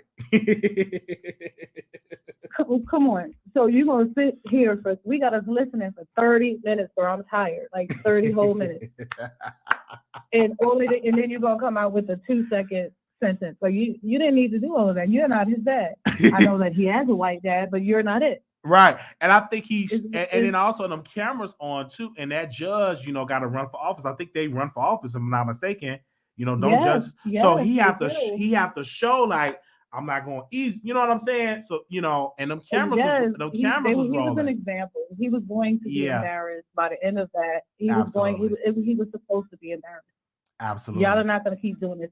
And I got one question, and I got to tell you something right quick. Why the hell do Black people still live in Chicago? Because if I was in Chicago, I would get out of Dodge. And I'm from Brooklyn, New York. I would get the hell out of there. I'm not even hoping. It's so Chicago is have some beautiful areas in Chicago, but a lot of people don't. A lot of people are leaving Chicago and they're moving to like the suburbs. You know what I'm saying? They're moving. I want them to, because I'm tired of seeing people getting killed out there. They're moving to the suburbs. Since that whole Kanika Jenkins thing, and I'm just disgusted. And then a lot of right, and a lot of people in Chicago are just poor. A lot of people can't get out. They're in poverty and just generation of poverty. It's just really sad that happened. It's by design. This didn't just happen, and people trying to get out. I remember a sister. She moved from Chicago to Texas, and she came back to visit. She lost her last son to gun violence. Like all her kids, she lost to gun violence. Right. And she came to visit Chicago. She lost her last son to gun violence. And this happened like a couple of years ago. And when I tell people I don't even go, like one time when I went to Chicago, I went to visit like the South Side, but I stayed in my car. I had to make sure that I get in and get out. But, I think like once you get out, just stay out. You know what I'm saying? And even though I miss home so much, I could easily go in and get me an apartment, transfer my job, and get a job like in Chicago. But the violence are so extreme there. I remember when I was there and I was robbed twice by gunpoint. And I could have lost. I've been following you for a long time. I could have lost my life. You know what I'm saying? I literally could have. I've seen people get killed in Chicago. I've actually seen people get killed in Chicago and stuff like that. I've actually seen and I grew up under that. That is like it was like a jungle almost. But the reason, I know that violence happens there, and it happens everywhere, and I understand that. I just feel like it's overwhelming there. Like it's not like I don't just gotta watch out for the cops. I gotta watch out for everything moving around me. Right, but it's a lot of violence in a lot of these inner cities, like Philadelphia, Detroit, Memphis. All of these, and all of them have in common poverty. If those was middle class, let's just say, for instance, that all these people in the hood, they start going to college, getting degrees, getting educated, or become entrepreneurs, and to come back to that same neighborhood and buy houses, it will no longer be the hood anymore. It will be a middle class area. If really in some good investments goes in that community, if they had good leadership and work with the parents and all of that, that city can turn around. Don't tell me it can't. It can't actually turn around, but it's going to take a collective from the community, the church, and the government all come on one accord and really do strategic targeting that area and really get people to become homeowners, become entrepreneurs, become business owners, be going to nursing school, become RNs. You know what I'm saying? And really targeted program. Because I always said, why not have a program in the hood and say, who want to go to nursing school? You can go to nursing school for free. We're going to pay for it. The government going to pay for it. That's going to help that neighborhood, because once you become an RN, you're going to make more money versus you working at McDonald's You know what I'm saying? Or we're gonna have trade school. It's gonna be free for anybody that live in Inglewood. Trade school is free. You can become an electrician, you can become a carpenter, you become whatever that you want to become. They need targeted programs on a major scale. They need major investments because that community was generational, not getting any type of help. So they need major help. The same way they're helping Ukraine, sending billions of dollars of infrastructure. Right. I'm like, come They on. need to do that to these underserved communities. You see how they target Ukraine. You see how they sending Kamala Harris over there. They need to do that. Have that same mindset for people in the hood. You understand what I'm saying? Like if you put billions of dollars and putting programs in this, and you got community activists, you got mental health services, you got mental health this, you got therapists, you got all it. The community will turn around. But when you barely put anything to the community, act like you don't care, keeping boarded up houses around up, boarded up buildings, just keeping liquor stores and all just poverty, just you continue like to have that violence in Chicago. Like Chicago can actually turn around if they give that same type of energy they're giving to Ukraine. Just saying. Right. Because Ukraine been dealing with people. So I literally want to just wrap my arms around the entire Chicago. Like I just want to hug everybody there because I cannot live like that. And I gotta believe that that's like a very hard way to wake up and go to bed every day. Like it was for me. It wasn't hard. It was hard, but it was so normal. So once I got out of it, then I can say, "Oh my gosh, it's difficult." Because when I moved to Texas, don't get me wrong, Texas is not perfect, but I was like, "Man, ain't no gunshots. Man, ain't no police sleep at night. Ain't no police sirens and stuff like that." And like it took me a while to actually like, oh my god, like so safe. Like when you in Chicago, you always hear police sirens, you always hearing gunshots, you hearing this person got robbed, blah blah blah. It's always something just boom boom boom going on. You know what I'm saying? And that's one thing that's keeping me away from the city is the crime. Only way I will go back to the city if I see people that are running for office and that, like new leadership trying to come in and clean the city up. I will try to help clean the city up. But I'm just like, where it's going now? No, I'm just gonna come out and visit. Please don't do that. Why? I just go to visit my family. Most of them are just moving out of the city. Everybody's moving out of the city, out of Chicago, and they're moving to like suburban areas, and they're moving so far out of Chicago, and it's sad because good families, good people, was moving out, and so we're gonna see how that's gonna play out, in the future. But yeah, I will say that it's people that are trying to help make the city a better place. There is boots on the ground. Jamal Green is on the ground. Helping people become homeowners. Black folks he helped a couple of families become homeowners, and they're buying property in these underserved communities, helping them build their credit up. He do a class. So it's people that's actually doing stuff in the city of Chicago that's trying to help the city. Right. I can't say that. Okay, well, that's always good, as long as somebody is over there trying. Last thing, happy birthday, Tasha. Happy birthday, Tasha. Wiley, I'm going to inbox you my phone number so we can talk Vegas when you get here. Oh, okay, and, yeah, okay. You said a joke the other day, and I almost died. And I've been waiting to talk to you. You said, I'm not coming up here with my shirt open and my Queen Latifah titties. I almost died when I told you I'm in love with Queen Latifah, and you said that, and I still was dying. I got them Queen Latifah titties, and I looked at myself in the mirror, and I'm going to work out and stuff like that. I'm going to do it. I was dying. I am telling y'all. I almost lost it. And I've been watching 600 pounds. Like, I'm like, oh my God, I do not want to be there. And then sometimes I'm like, you gotta stop eating all this workout for go back to the gym like you were doing and stuff like that. I'm gonna get back to the gym because I really want to have a sexy body. You know what I'm saying? Then I could take shirts. I didn't see you in that light until you put you in that light. As soon as you said it, it was like a flash in my face. I'm telling you, I know how it is. I want my body without. No. When I take my shirt off, just chocolate, 6 packs and everything. Then I can take shirtless pictures and stuff. You ain't gonna better tell. I told this person he's gonna be training me. I said, when I get a body, I'm showing the work. You better do it. I'm really gonna be a thigh. Like right now, I don't even want to do nothing. When I have to keep my shirt on because I don't want people to be my titty just flapping up and down. No, I don't keep. I keep my shirt on. I was crying for like 15 minutes, actual tears. I was like, this man is laughing. I can't take you. I was like, oh my God, he is gonna make me have a heart attack. I'm just gonna lose it all. It was so funny. I just was crying.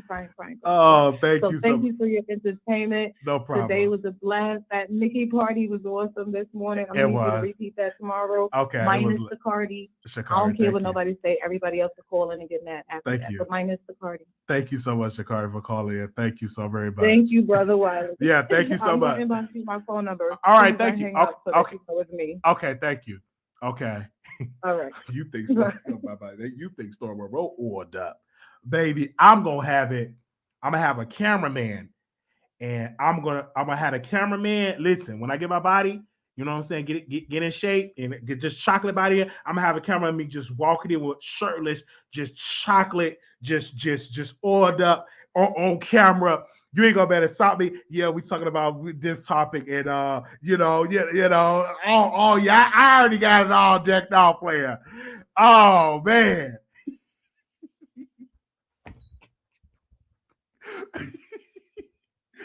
5840 calling you on the air. Hey, Wally, I wanted to ask you, because I wasn't able to watch the live that you played for us today, and I want to say thank you for that. But is it me or the judge gagged Jussie Smollett at the ending? Because at the ending, the last sentence he gave him, to what I remember, was the jail time. Everything else seemed good. So when he was shouting them out, I was like, okay, no jail time. And he gagged him at the end. Was there like a lawyer face reaction? Was there were you able to see any reaction of like his lawyers or himself? Jussie? I Did they show, or just the judge? No, well, Jussie Smollett had a reaction. He said, "I'm not committing suicide and stuff like that. I'm not suicidal." I'm saying before that. Because remember, to my understanding, what I got from when you were playing the video, that was the last thing he named was the jail time. Everything else is just probation, and that was the very last thing he stated. So when he didn't say the jail in the beginning, I was like, okay, because even in the comment was like, okay, he's not going to do jail, but he gagged him at the end. He gagged him at the end. Jail. That was the last thing he mentioned. Yeah. So I believe he gagged him. But I want to say that it's very important for Jussie to state that he's not suicidal, because God forbid something do happen inside the jail, and then they say he was suicidal because of this trauma that happened. It's kind of hard believing a liar, because people are like, oh, child. You understand what I'm saying? Once it's kind of hard to believe it. Like, oh, he's put on. Now you ain't testify against the judge. You didn't say nothing before. Then at the end, I just want y'all to know I'm not suicidal. I'm not suicidal. If anything happened to me, it's on them. Like, child, ain't nothing gonna happen to you. Okay, you're gonna be really. But we don't know that. You don't know that. I guarantee. I put. If R. Kelly. Where is Lee Daniels right now? Why Lee Daniels did not? If R. Kelly, whom have politicized. Lee Daniels could probably put a hit out on him. I don't think Lee Daniels gonna put. I don't think so. This man is very. Lee Daniels out. This man is very. This okay. It'll just be a. It'll be a war. You set this nonsense up. I don't think Lee Daniels set it up. No, absolutely not. It would have been phone records of Lee Daniels. Lee Daniels is not that smart. Okay, he still owed Dame Dasher money and got caught up in that whole scandal. I don't think it was no records of Lee Daniels texting him, and it ain't that smart. This was all on Jussie Smollett. Nothing about Lee Daniels. If Lee Daniels had something to do about it, it'd have been the two brothers. They would have said something. They would have said something. Because they was facing jail. Paid off. This is a money world. I don't think Lee Daniels said nothing. I really don't think. Ain't not gonna happen. Jussie Smollett family is very well connected. It will surprise me and shock me. But then again, if something were to happen, I just gotta say it. He probably did it to himself to go viral again. Who to say he did it to himself? We never know. You know what I'm saying? It's like he discredited himself. So if something were to happen, people are going to question: Did it really happen? Did it really happen? or did Jussie Smollett just did this to go famous? You know, so he's very well connected. Jussie Smollett is not your average Bush Queen. This Bush Queen, that's true, is very well connected. When they was reading all them letters, to the porn stars he's connected. You're So, not yeah, right. You're not gonna get an NAACP. You're not gonna get Fox from Empire that work for Empire to come and testify on your behalf. You ain't gonna get people to travel out and come and test all these letters. Black letters. The average Black American don't have the type of access that Jussie Smollett family have, and it's just Smollett have. That's true. That even make it worse. Why would you even, let's just say Lee Daniels did set it up and told him to do that. Why would you be so stupid? Allegedly, yeah. And let's just say Lee Daniels did it for a point of argument. Why would you sacrifice your family to what your family have built, the deals that they made in and outside the industry, into politics? You know what I'm saying? Into Congress. And you're going to listen to Lee Daniels? Come on, you're going to listen to that queen if that was the case. Every day someone famous sacrificed something. I understand that, but I'm not going to, you don't need to be no sacrifice. Your family. We're just thinking about looking on that from the outside. I understand. That he made could be powerful. He still says he is innocent. I understand that, but where is it? Just the evidence just not there. You see the two brothers going to the store. People forget the evidence. Evidence is there. This is no big conspiracy. You see the brothers buying all the stuff. You see him going to the different neighborhoods with the brothers. You understand what I'm saying? These wasn't strangers. I can understand that. I'm not saying that. I'm saying it was probably a bigger picture. But I had others to do with it as well. That's just me. I'm still sticking with that. I see that, but if Jussie Smollett wanna go through this and don't want to name Lee Daniels, because that's on him. That's on him. Exactly. If Lee Daniels said that you don't want to cooperate, you want to go down. I ain't going down for nobody like that. If I'm already caught, I'm facing stuff like that. I'm not going to risk my livelihood, my career, and try to protect Lee Daniels. Like, I don't think Lee Daniels, that could be a good conspiracy, and I would love another day. We can dive into all of that type of stuff. But I just think Jussie Smollett, he just did that himself. Jussie Smollett was so into like politics, into social justice, and I believe he wanted to be the poster child for hate crime. He wanted to use that once the empire died out. Okay, this happened to me. Write a book, go on tour. Bills are being signed. Him probably running for public office, et cetera, et cetera, et cetera. I think in his mind, he really thought of that and to really become that. And then towards the end, when he said there's just another ploy of Jussie Smollett, of the narcissist in him. If something were to happen to me, I put my, what did he say? That kind of frightened me. I was so shocked. I was scared. Of the quote, and he is an actor. He's an actor. By that last moment. He's an actor, by the way. He's an actor. Let's not forget that. This ain't no average. This is a trained actor.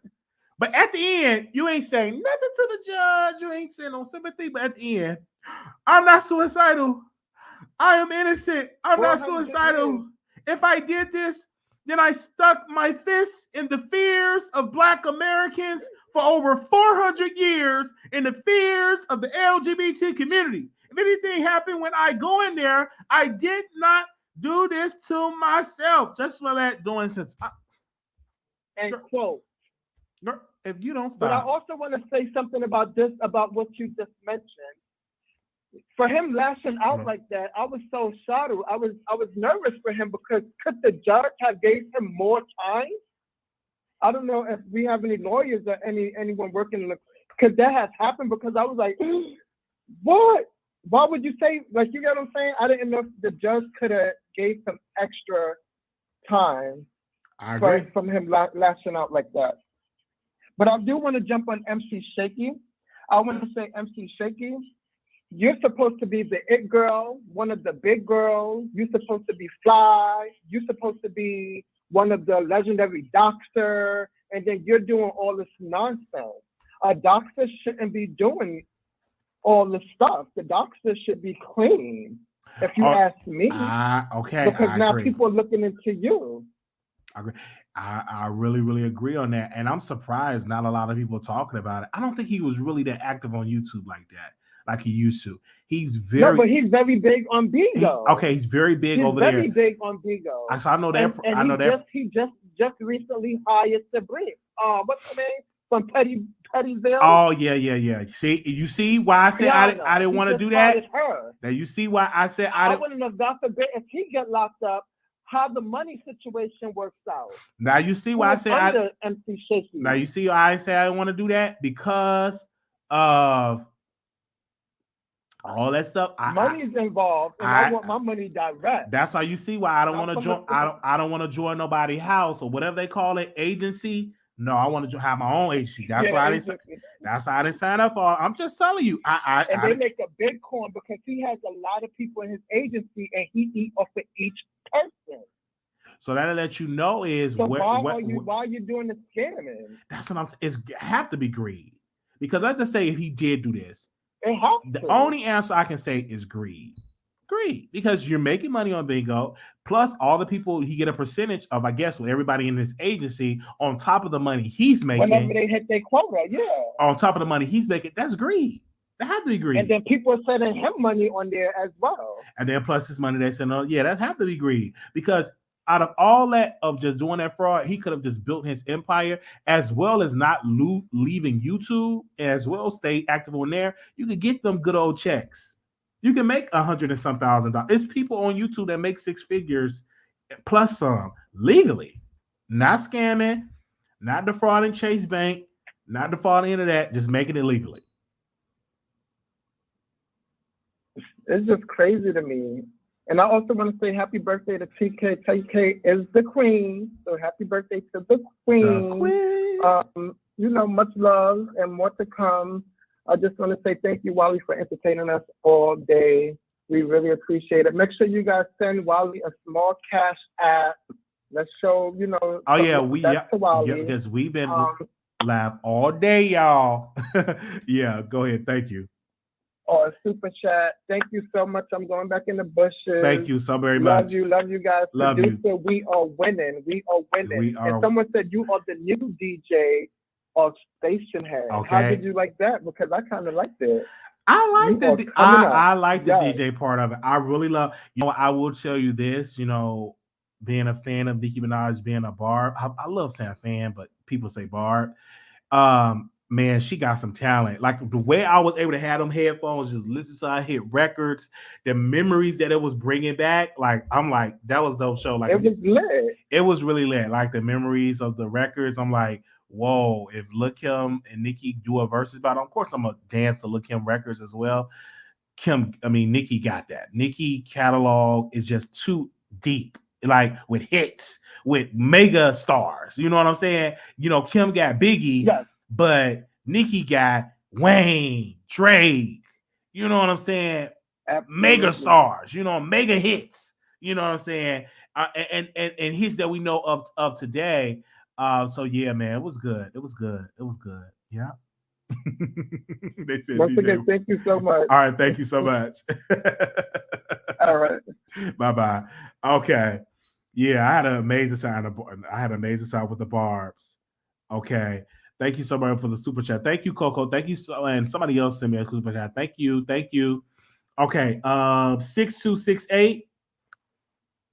Hey, Wally, how are you? I'm doing wonderful. How are you doing?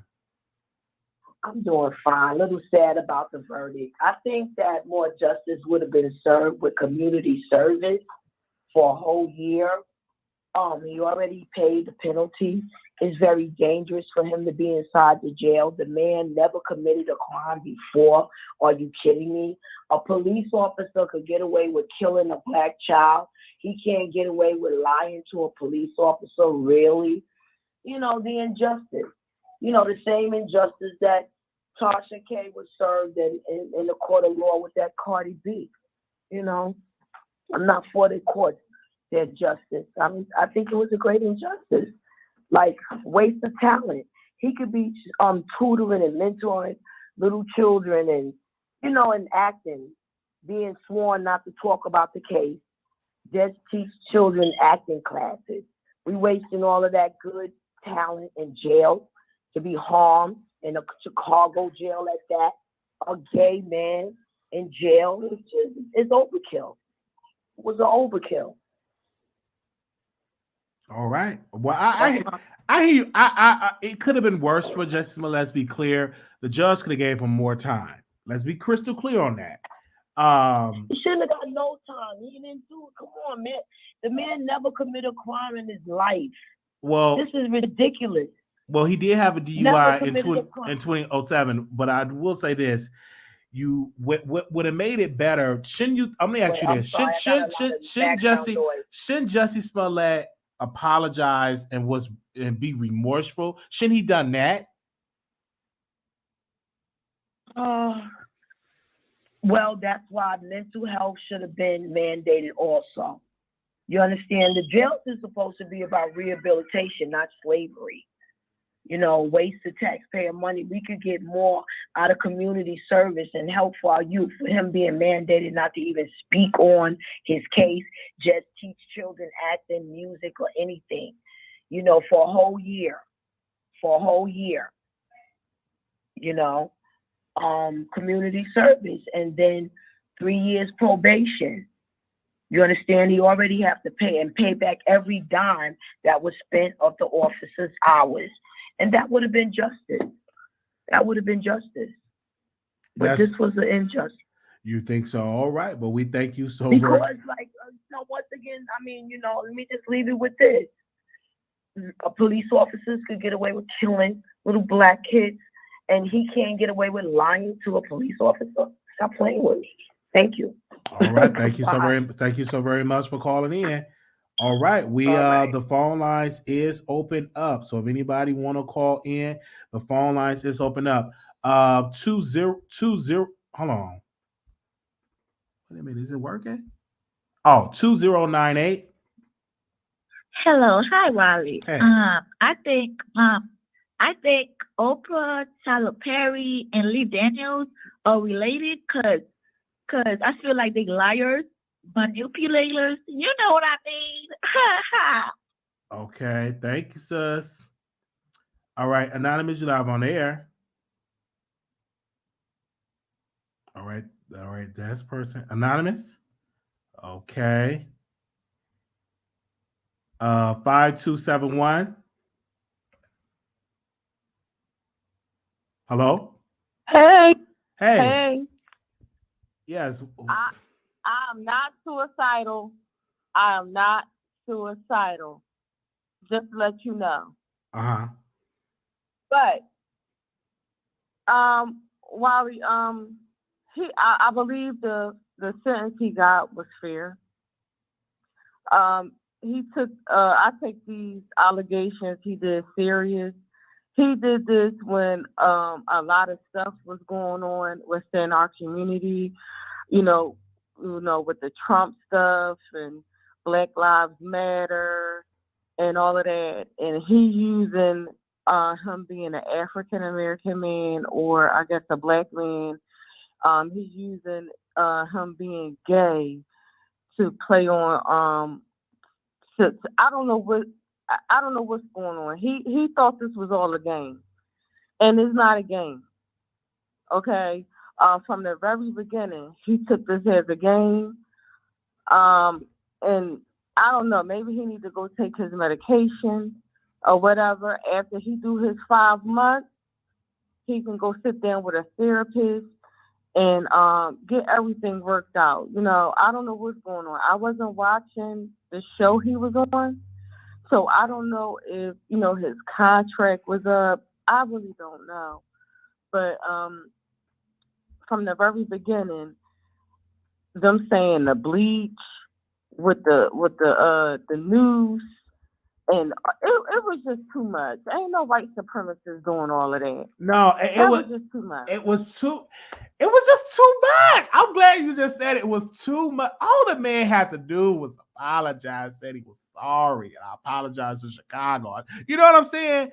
But he may have some mental illness there. You know what I'm saying? He may need some help, but he have to be willing to get the help. You know what I'm saying? Like, he got to be willing. I agree. He got to be willing, but he had chances after chances after chance to just say, "I'm sorry, please forgive me. Didn't mean it." You understand what I'm saying? But Right. didn't have no remorse. Then towards the end, then you want to have some remorse. Oh, if I didn't do it, and I put my fist in the Black America and the LGBT, I'm like, that was a little bit too much. It was still too much, and these women calling in, and these people calling in talking about some. Well, he don't got no criminal record. He only lied to the police, and that's not cool. This ain't cool. This could have solved. Well, a lot of people seen through the bull crap. A lot of people seen through the bull crap. I mean, and let's keep it real. Nobody want to keep it a bean. It's more black on black crime than police killing black people.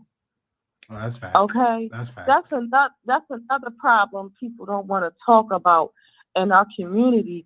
Listen, I have 2 black sons, and I'm scared for them to be outside sometimes. If it's too late, if it's something, I'm calling them, I'm texting them.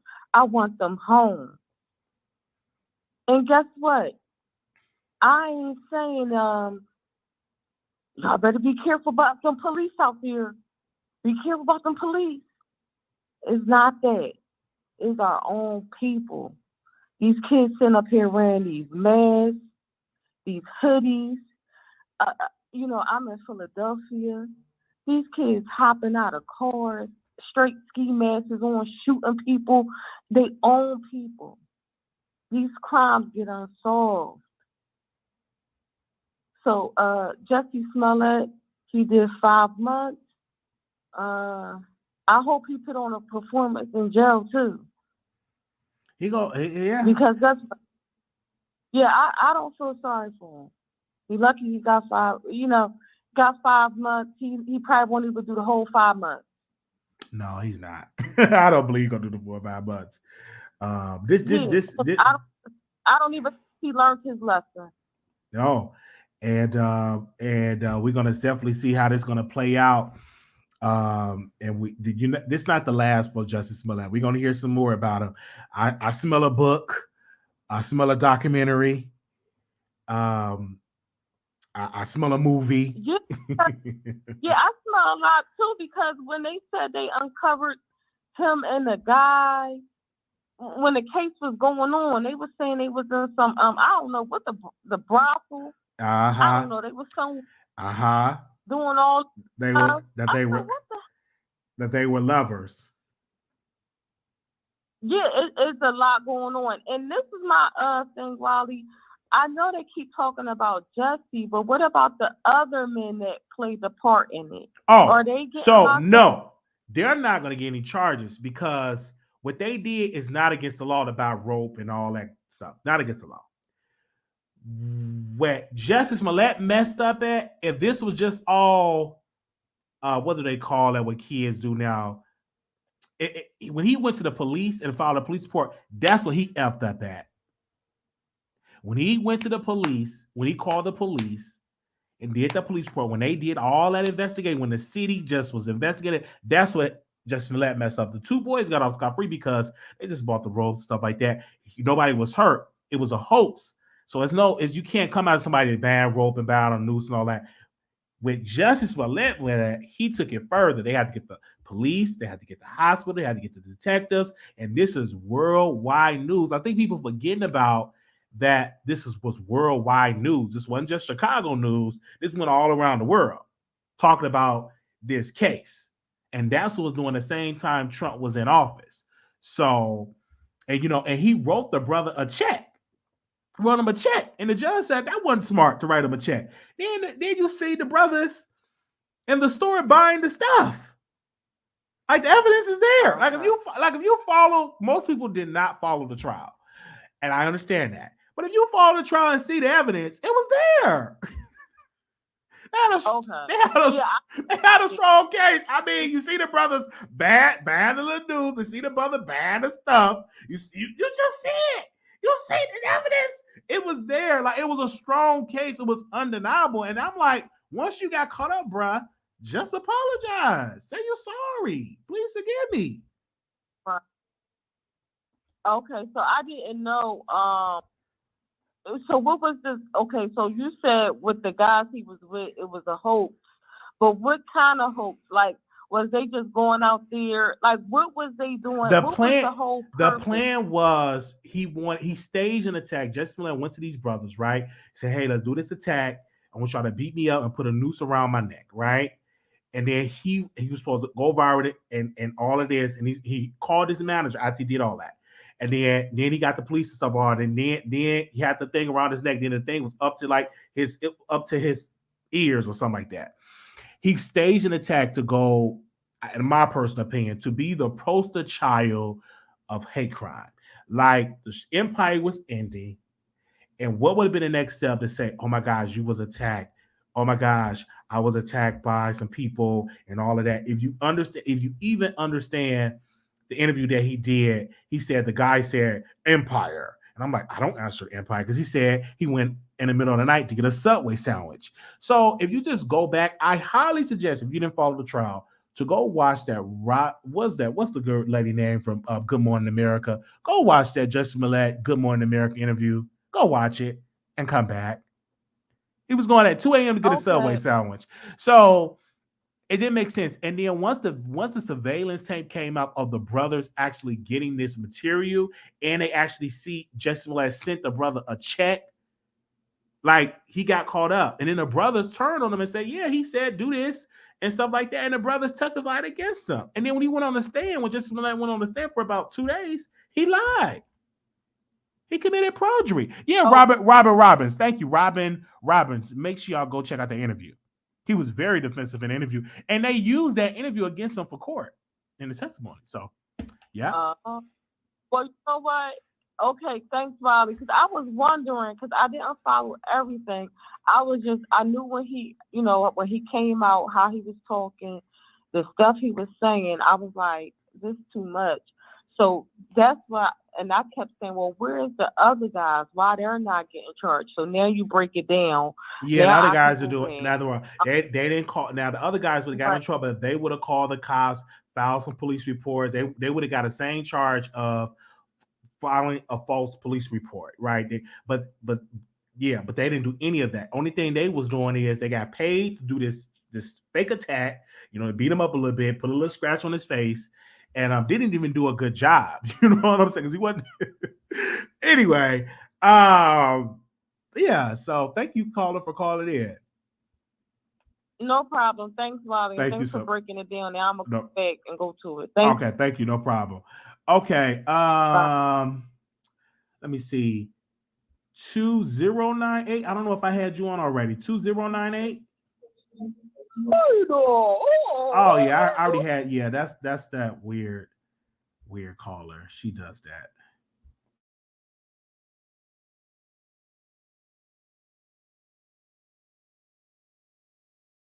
So I was here to give my take on it, and my thing is Jussie wants to get that Queen Bee experience. He wants to go up in the prison and have his moment. Everybody's going to be after him, okay? He's going to get all the attention that he was craving, okay? Let's just start there. And not even going to say that all the good men are in prison, okay? So we just got to tell Jussie when he goes down to tell those men that we love them. We care about them, and they need to come home and be good men for us, okay? And yeah, he definitely got the attention that he wants. So that's all I have tonight. Love you, honey. Thank you. Bye. Okay. Anonymous, you live on air. Wow. Hello, Wiley. Yes, welcome. Hey, good evening. Good evening. That sound a little sexy, or whatever you want to call it. That's the caller before me had their midnight sexy voice on. But anywho, I just feel like the situation here is Smollett has to be held accountable. Who?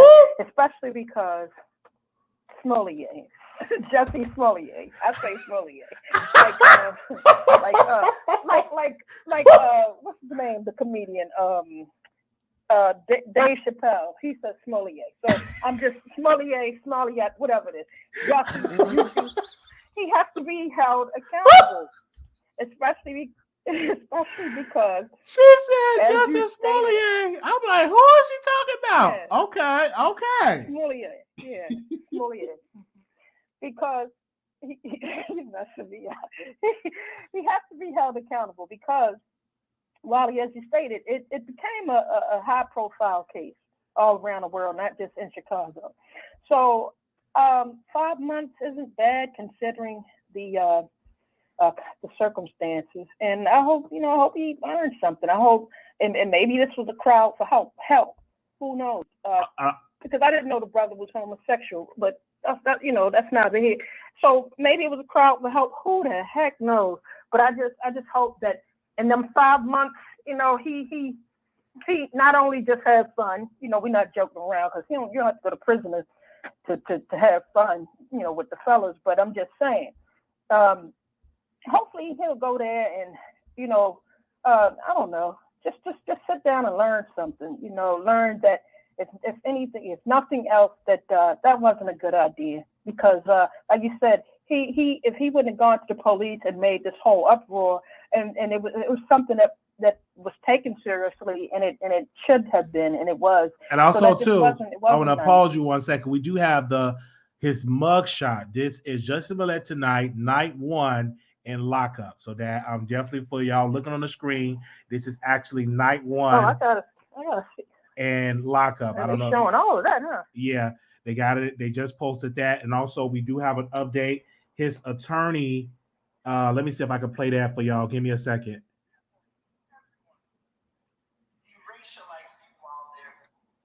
Give me a second. I want to play that what the lawyer is saying. This is Jussie Smollett attorney, and this is what the lawyer had to say. I'm personally offended by the sentence, and that's the truth. I have nothing to lose saying that.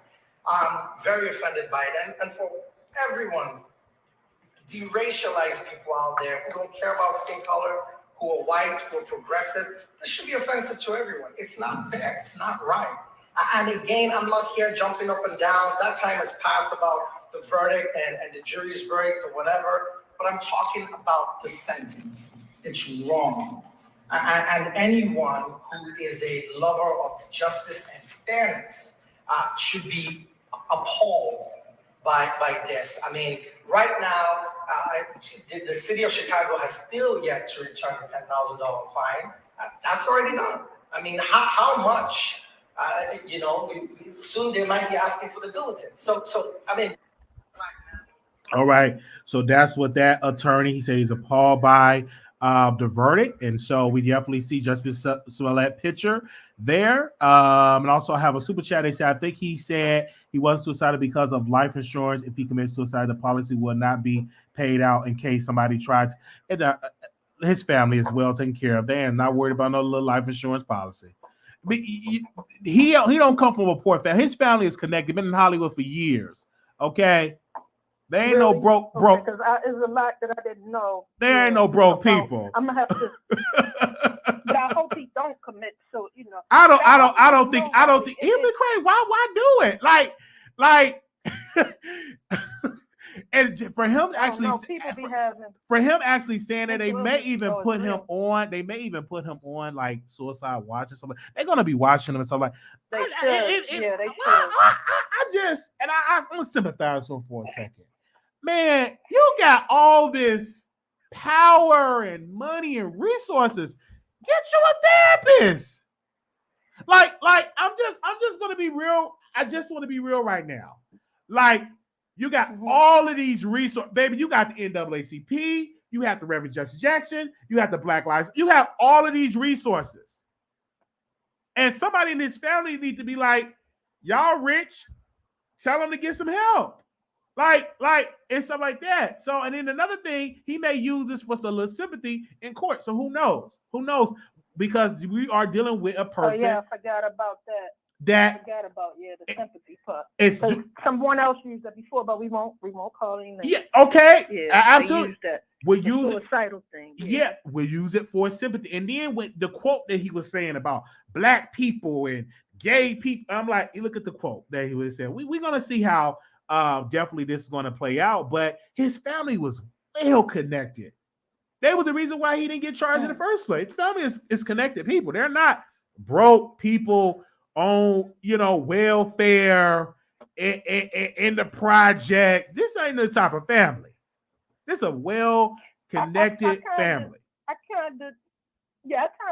figured that it was something with him because anybody else, especially the black man, they would have gave him more time. So I hear the people calling saying that's the sister, you saying that's way too much time, but it's 5 months, sweetie. And someone else, I'm not going to use her sons as an example, but any other black man would have gotten far more time than that, sweetie. So absolutely, he's fine. Like absolutely, and then for the probation, let's look at that was a slap on the wrist. That's a slap on the wrist. The probation was sweet. You don't have to stay in Illinois. It could have been shady and said you got to stay in Illinois. You can't leave the state. That could have stopped his pockets because he have the tour. He's an actor. He was considerate of his career and said, "Hey, you report by phone and you do not have to stay in Illinois." Like he gave him a sweet deal. It was very considering, yeah. Considering out of all of this, it was a very sweet deal. And let's just imagine if he didn't out here, pay for bail, he could have had them 5 months already time served if he would have stayed in there for about 5 months. You know what I'm saying? So it's a sweet deal all the way around. Just imagine people that do not have money to have 5 attorneys. He had a lot of attorneys. Family and all of that. Yeah, exactly. Look at the family. He had his grandmother travel around on a cane and travel around and stuff like that. Like people say this is unjust and harsh and stuff. Man, please. If he was in Texas, and if that was a Texas judge that loved Trump, or if that judge, because you got some people that love Trump in Illinois. If that was a judge that really loved Trump in Illinois, that was a Trump supporter, a MAGA supporter, he could have thrown a book at him. Exactly. The book has been thrown at a lot of people for far less. So I say that, I suggest that people do their research and see, because like you educated, and there's nothing wrong with, I'll even educate myself more on this, because there's some things I didn't know. Like I said, I didn't know the brother was a homosexual, nothing wrong with that, but I just didn't know. So, and I'm, now let me ask this real quick before I forget, Wiley. Is everything played out? Is the court?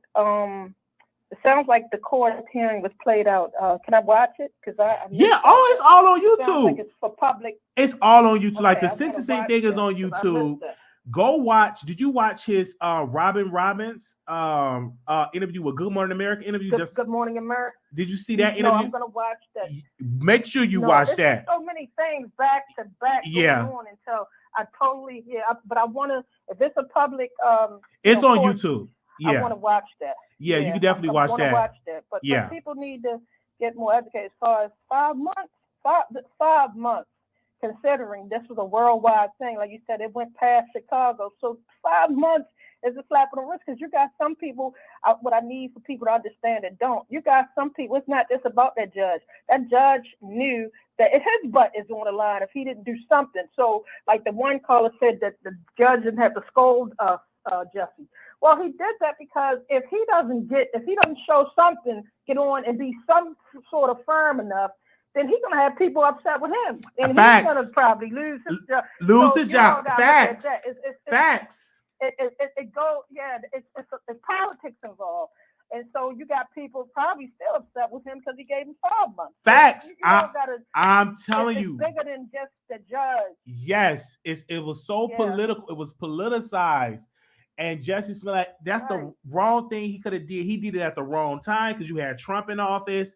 You already know how that was because Trump really used that. Right. When it came out that Jussie Smollett lied, he went on a whole press tour. So that was pressure on the Illinois, justice system. Like they had to do something. He just couldn't get away at first he got away scot-free because Kim Fox was like, you know what? We're not gonna charge him. It's not enough evidence. Blah blah blah. They pushed it, but they gave it to a special prosecutor, and the special prosecutor that took it, man, got Jussie Smollett together. And this one messed up Jussie Smollett too. He got on the stand.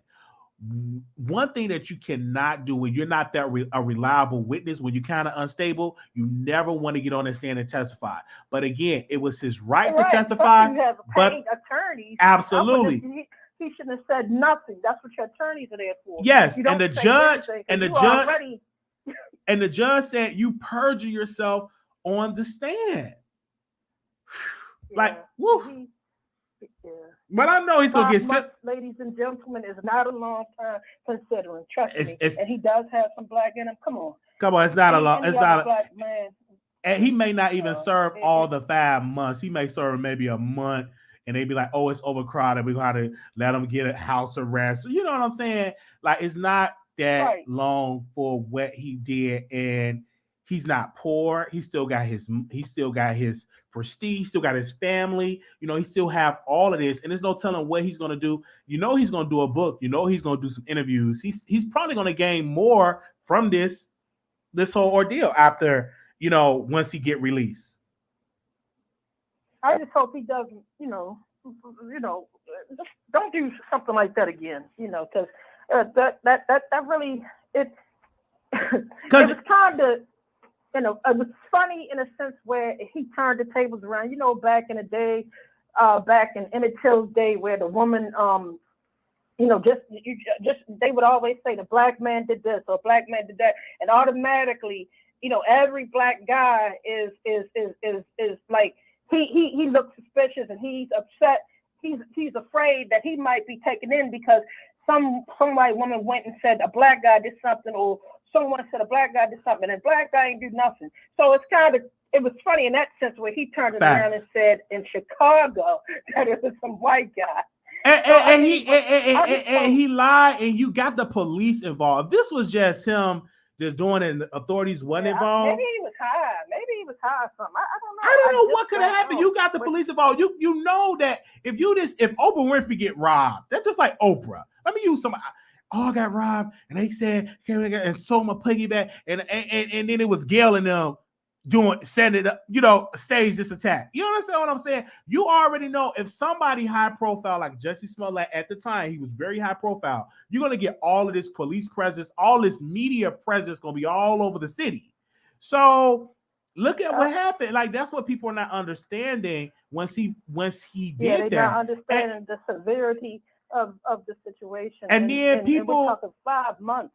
Right. And what about the next victim that's really is a victim of a hate crime that may go not, investigated because of what Jussie Smollett did? You understand what I'm saying? Because he again, y'all, that's another thing. He cried wolf. And so next time this same situation happens, people are not going to be like, they're not going to really be taking it that serious because Jussie, he cried wolf. And this is what, people got to understand. It was not right. Whether he's black, half black, whatever. The point is, it wasn't right. So 5 months is okay. To me, it's okay. It wasn't overkill at all. So I don't understand, but everybody has their opinion. They have a right to it. But people keep saying community service. 5 months overkill. Right, and he may have to do community service with his probation. Who knows? He may have. They keep saying community service. I don't know about the details about the community service, about that, because he have already did community service. He tried to use that, but he got to pay restitution 5. You know what I'm saying? Let me, what my notes here? I'm all over the place. What my notes here? Oh, he got to serve 150 days in 5 months and 30 months of probation. Report by phone, which he can travel around the country. Paid a $25,000 fine. And then over $120,000 in restitution. So again, it's like I'm not. Come on now. Yes, that's definitely not overkill if you know about the system. And I'm not saying she doesn't, but that's not overkill, sweetheart. I know guys that serving 45, 50 years for. I'm not gonna say well, I'm gonna say somewhat less. So, and because they don't have the money, because of their color, and because mainly the system just not for them. But this is Jussie Smollett. Yeah. I mean, hey. All right. Thank you so very much. Thank you, Wiley. Thank you. And look, Wiley, Uh-huh. you look good. You look good. If you want to lose weight, because I see you're doing a thing. You've been drinking your water when we watch you and everything. Uh-huh. You look great. So don't be too hard on yourself. I'm not too hard. It's hard to lose weight. I'm not too hard on myself. I just do the I know jokes. you were making a joke. Mhm. It's good that you can laugh at yourself, but you look great. You look great. Thank you so much, it's about caller. the personality. Thank you. To me. Yes. But, okay. Thank you so But much. I do like the chocolate and all that too. The handsy, the built. Yeah, the six pack. Yeah. It'll be good look for the show. It'll be good. It'll be good look for the brand because I have a friend and this brand. I mean, I saw how his brand just really took off with the whole exercise in his body and everything. Yeah. So thank you, caller, for calling in. Thank you. Thank you. All right. Good night. Okay. Thank you so very much. All righty here. Okay. 6646. Hello? 664. Hello? Hey, 6646. Can you hear me? This is Coco. Can you hear me? Yes. Go ahead, Coco. Okay, hi. I posted on a super chat. Okay. Thank you, Coco. In my super chat, my comment was, I really do feel like he said the reason about the he's got suicidal, was because of the life insurance policy that he probably have on him. And if he commits suicide, the policy won't pay out. So Right, just in case somebody did try to kill him, and they say, he committed suicide, Mm-hmm. then the money wouldn't pay out. You Right, know but what I'm trying to say? But I hear what you're saying, but like his family can cover a funeral. Like his family not broke and poor. Like his sister is an amazing actress, make good money. He's a very well connected family that make good money. So, I just I understand that, but like I don't think it's the family, like the agency he probably worked for, or the Fox company. I do feel like they do have insurance policies on these actors, or the entertainers. Right, I don't know if they still have it on there because he's no longer under contract. Empire is canceled. He's no longer under contract with them now. That's done. That's a wrap. Oh, okay. Okay. All that is a wrap. He ain't no Empire. Yeah. They are done with him, child. Yeah, I would say like entertainers in general, like musicians. Uh-huh. I feel like this. They do have some kind of insurance policies on their, on their Right. investment. Yeah, you're right. I Yeah. can agree with you on that. But yeah, he's not on Empire been canceled for a couple of years now. At least over 2-3 years now, Empire been canceled. Okay, I didn't watch it, so I didn't know. I didn't watch it. You didn't watch Empire. I was a fan of it. No, I watched Star. Yeah, I was watching Star when that was over. I didn't watch Empire. Oh man, Empire and Star, both of them was my shows. Empire got a little wickety whack towards the end because the writing was just over. It was terrible. But thank you, caller. Thank you, sir. Bye-bye. Bye-bye. Okay. Wow. All right, I think we're done. Let me see. I think we got one more caller here, and I think we're done.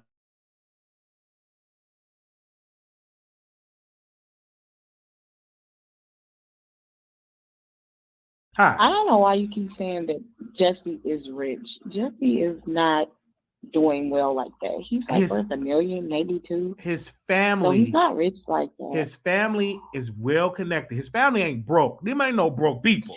Yeah, but they're not extremely rich either. But what I'm saying is they're not. Let's just say this: they're not poor. They're not minimum wage, living check from check. I mean, but we don't know what. Baby, he had 5 attorneys. Status is. He had the NAACP. It doesn't matter. He had Black Lives Matter. It's not fair. I feel like it's not fair to sit up here and just take what we think and just say all kind of things because he ain't poor. I'm sorry. This ain't no point. He's going to be in solitary confinement. This ain't no. And you don't know, what that'll do to somebody. I don't think he's not gonna be in solitary confinement and put him in unless he break any rules they'll put him in solitary confinement. They're not going to just put him He's just in going to be in solitary confinement, because he is a celebrity. Just like R. Kelly said, that they were mistreating him, putting him on suicide watch, and all type of things was happening to him in Cook County Jail. Cook County Jail is a extreme bad jail. Well, again, he shouldn't. Again, it's a cakewalk. He should have lied to the police. Should have apologized and cried and weep. Why are we not calling out that part? So now we're here. He committed a crime, so he gets every punishment known to man. It's not a rough punishment. It's just 5 months. It's just 5 months, but you didn't want to do 5 months when you tore the library up. I wasn't going to do 5 months. But you committed a crime. I committed a crime, and I went through the justice system the same way he went through the justice system. He had 5 attorneys, so, 5 of them. I went to the justice system. I didn't get up there and say, "Well, it's a stage." I didn't really do that. I didn't do it. I said this would happen, and we made a deal, and we paid back the property damage. Period. Point blank. We went through the justice system. And I don't have any sympathy for it. I'm going to be real. We went. Hold on 1 second. We went through the justice system. We didn't lie to the cops. Hold on 1 second. Hold on 1 second. Hold on. Let me put you on mute. We didn't lie to the cops and say, "Oh, this didn't happen." Once we doubted it went, we got an attorney. We went through the justice system. We didn't lie. When I went in front of the judge, they said, "Did you do that damage?" I said, "Yes, Your Honor, I did that damage." I didn't get out there and say, "It's for the black people in the black community, and it was the LGBT community." I didn't blame everybody. I said, "Your Honor, I did it, and I had the probation, had to pay restitution, period, point blank, and it's all been dealt with." So when it comes to this particular bruh, that's privileged, and mind you, he got to pay $100 and some thousand, $200 some thousand. I had to pay almost $20 some thousand in restitution, and I was poor. It was by the grace of God that I was able to raise that money and pay that money off. By the grace of God and by the help of the producers. But this man, I don't have that sympathy for this brother like this. This man, I don't have that sympathy for this Hollywood actor that sit and lie and beat up himself and got his shit. I don't have no sympathy for this. This is not a case for my sympathy. He ain't getting my sympathy. He may get a little bit, but at the end of it, he just ain't gonna get my sympathy. Not this case. 5560. Hi, Wiley. Can you hear me? Yes. Yeah. I definitely agree that Jussie is guilty. I mean, if it somehow comes out like down the line years later that there was some miscarriage of justice, then I'll definitely eat crow. But from the beginning, the story just didn't make sense. And like the more, and it's not even that he was just maintaining his like innocence. It was that he was really trying to use this as like the foundation of some weird civil rights career, or like I don't know. It was weird. The theatrics around it just made the case even more wild, and it definitely did not, help at all. I personally feel like 5 months was a little much. I would have said like 3.5, but 5, it just seems like, I feel like you could find someone else who is guilty of a crime that's more serious to, give a 5 months in jail, sentence to. I personally just feel like 5 months is a lot. I feel like 3 could have, really done the trick and been, that like tap on the rear. But I think his outburst in court also didn't help his case. The whole story was just crazy. Every other day that something new came out that literally pointed towards him being this weird liar. And I mean, I don't know what's next for him after his sentence is done. I don't know, maybe Tyler Perry can like give him something as like some re-entry into Hollywood, but I feel like all of this could have been avoided. I feel like when it got serious and when he knew he was going to trial, I feel like he should have just like pled guilty, and he probably would have been just like offered probation or something and just like a fine. But I think him really like, you know, going on TV, doing interviews, really just eating up all the attention, it was the nail in the coffin for him. I agree, because he could have said he was sorry, could have took a deal. You know what I'm saying? This didn't even have to go to trial. He fought this till the end. He got on the stand and lied. Like he was digging a hole for himself. You know what I'm saying? He didn't have to do any of this. He could have just said, you know what, this happened. Okay, can I get a deal? Let's do probation, community service. No, I'm going to trial. I didn't do this. I didn't do this at all. And then towards the end, didn't even have no remorse. You had your granny, you had your grandma up there testifying for you with a cane, 92-year-old. All these people testifying on your behalf. You ain't saying nothing. This is the time you supposed to speak and try to get some sympathy from the court. Then towards the end, it's for the black people, and I put my fists with the black people in the LGBT. I'm like, what? You ain't doing no type of sympathy. I'm not suicidal. I'm like, bruh, if you don't sit your yellow tail down somewhere, okay. Right. And there's people that keep talking about. I honestly, like, I low-key feel like he was probably, I low-key, like, the case is so wild that I feel like, low-key, did someone send him to do this? Because I feel like that's the only way that this would make sense. If this was some, like, huge political, like, conspiracy. Okay. That is the only way that whatever he's saying makes sense to me. Because it's that wild. It's just that, and for me, if that is the case, then you sacrifice your family name, your sister, you know. I'm like, look at you. Was it worth it though? Was it really worth it? Right. Empire out there. What deal did you get now? Like, was it really worth The thing it? is that I didn't realize how like big or how like strong his family name was in Hollywood. Like apparently they had a show like back in the 80s or the 90s Yes. or something. Uh-huh. So they're not new to this. Like they're low key. I'm gonna say Hollywood royalty, but like yes, you know their name like rings bells. Yeah, this is not no average Joe Pookie and them. Shaquita and them. This ain't this. I'm just trying to tell you about this family. People think you ain't getting no 5 lawyers. That Becky was up there defending Jussie Smollett. Yeah, and then you get an African lawyer. You ain't getting that if you broke, get no 5 lawyers. This family name is strong. Like, this is why I don't understand. Like, these people acting like this man was poor. When I was in court and I had to pay restitution, they gave me that amount. I don't know if it was like 20 something. I don't have the correct number.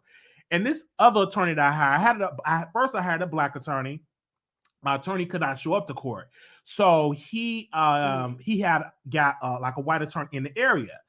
And he said, man, this is unfair. You shouldn't have to pay this much. I could have fought it, but I was just over it. And he said, do you have the money to pay it? I was like, no, but I'm gonna make do. I'm gonna make do what I gotta do. And I prayed on it. I worked hours, calculated, then plus my YouTube family helping, and we paid it off. That was like $20,000. You know, I didn't have my grandmother testifying on the stand, didn't have my brother giving me a statement. You know what I'm saying? None of that. You know, no 5 attorneys. It was just one.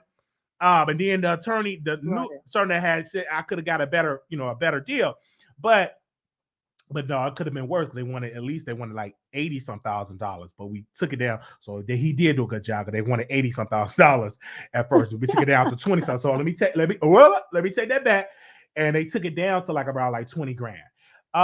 So you know, and I took ownership. I said, hey, this is what happened, and I paid it, did the probation, paid the restitution, did all of that. I completed everything. I did everything that I was supposed to do. With Jussie Smollett, I don't think he took ownership. He didn't take no. Yeah, he cried when his grandmother was on the stand. I would have cried too, seeing my grandma with a walker, with a cane coming up there. She dragging the media. Yeah, you media folks say, I know I've done documentaries. I walk with Dr. King. You just embarrassing you. Got your family doing all of this. Like, you understand what I'm saying? Like, that's just too much. This you didn't have to like. Listen, I'm saying the words "I'm sorry" go such a long way. If you would have just said, "Listen, this wasn't supposed to go this far," you know, I know I was, being, selfish, being a narcissist. I'm sorry that I wasted your time, your money. My bad. I lay myself before, the mercy of the court.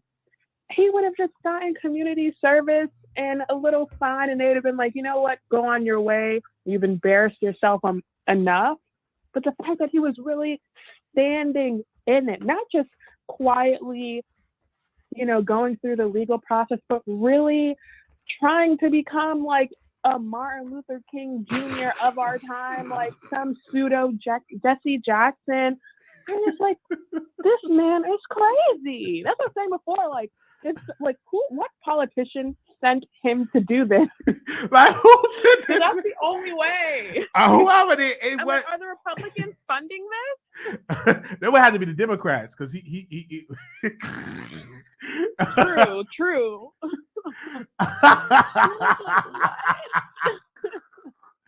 Okay, thank you, sis, for calling in. Yeah.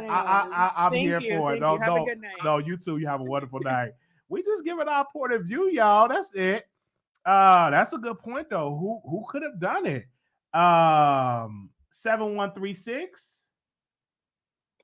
Hey, Wiley, how are you? I'm doing wonderful. How you doing? I'm fine. I just have to call in because I don't understand what a lot of people are missing. They act like he is a little 5-year-old that told a little white lie, or like he called 911 by accident and the police showed up, because the kid was playing on the phone. This was a grown man that planned and executed this whole ordeal. Now, I'm going to play devil's advocate. Now, I don't know if it's any mental issues there or not. Maybe his acting in Hollywood triggered him to think he can be writing his own scripts. I don't know. But he had an opportunity to come and tell the truth when the police showed up at his house. He had a recorder on. Jussie still lied. He put the noose around his own neck and still continued with the lie. That was the time where he should have stopped and said, "Officer, I had planned this. Such and such went wrong. I'm sorry for wasting your time. I'm deeply sorry, because they could have been out there saving somebody else's life. He wasted. This went all the way worldwide. Absolutely. Who has 5 lawyers? Who has 5 lawyers for a perjury case? Because you did this. He had 5. You think this man is going to jail for murder and for life? Who has 5 lawyers for perjury? That you did this yourself for perjury? 5 lawyers? So you thought you was privileged and that you wasn't going to go to jail. So you put this performance on, and you done had all these people to come out and do all this and that. Was unnecessary, waste taxpayers' dollars. And yes, I feel like you should have went to jail because you had many times to say, "I'm sorry, my bad, it got out of control." But you kept on with the charade, and you kept on, and you kept on, and you kept on. And they always make Black people out of an example. So what he thought, because he was mixed with white, he wasn't going to be made of an example? No. You the first to try this, and they going to make sure nobody else come behind you and try this. In Because fact, it didn't make no sense. it did That's not. crazy. It did not make any sense. And people are talking about Trump has the Justice Department. That's not true. President Biden is in office. This is a whole new president. So he didn't have to do. And then, go ahead, Wiley. No, I was looking at how he had his grandmother up there. Like, I never seen, like, Granny was like, you media, y'all doing this, and I've done documentaries. I walk with Dr. King, the way how y'all been treated. And if you throw him in But jail, if you put me walk in with jail Dr. with him. King, then you should have had his ass walking right to the police station and admitting the truth. That is ridiculous. It seems like he didn't lie to his family and everybody else and convinced his family, because even they got up and spoke to the media saying it's an outrage, it's disrespectful. The judge chastised him and belittled him and all this and that. No, the judge called it like he seen it. Yes, He sir. said it Yes, from ma'am. A to Z. You planned this. You executed this. You lied. Not once, not twice. All the way through, you lied. Evidence was cemented. What the people ain't getting. I think a lot of your callers too, Wiley, has never been arrested before and don't know, oh, let him go do community service. He just told a little white lie to the police. It wasn't like he got pulled over and told a white lie for speeding. This is He orchestrated a This is plan. a thing that he orchestrated and the world saw it. And you sitting here like, oh, it's just a little white lie. Oh, just let him go. No, don't let him go. For the next person to don't do that. Right. So, yes, I feel like, I don't know if brother needs some help or not, but probably after he come out of there, if he don't need no help, he's going to need some help. Absolutely. Because 1 hour in jail can change your life. Facts. Less known 5 months. And everybody's saying, 5 months ain't nothing. Yeah, to you it's not nothing. If you've never been arrested and you never been hear them chains and sitting down and you have to spread them wide in front of people Yes, you do. and cough and all that stuff, that's embarrassing and degrading as it is, number one. But then number two, you got to listen to somebody tell you when to get up, tell you when to eat, tell you when to do this and this and worry about your safety. It's not just a walk in the park. Even if he is going to be over there where, less violent, criminals, it's just the fact you locked up in a cage and you can't go where you want to like you normally do. That's true. So it's a whole nother realm that I think a lot of callers that have never experienced that, they don't understand that.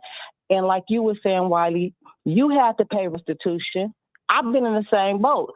I committed the crime. I had to do the time, period. And I sure they get up Nobody wasn't saying, get up there perjuring myself. I ain't finna perjure myself and get more time at it. Okay. I was caught.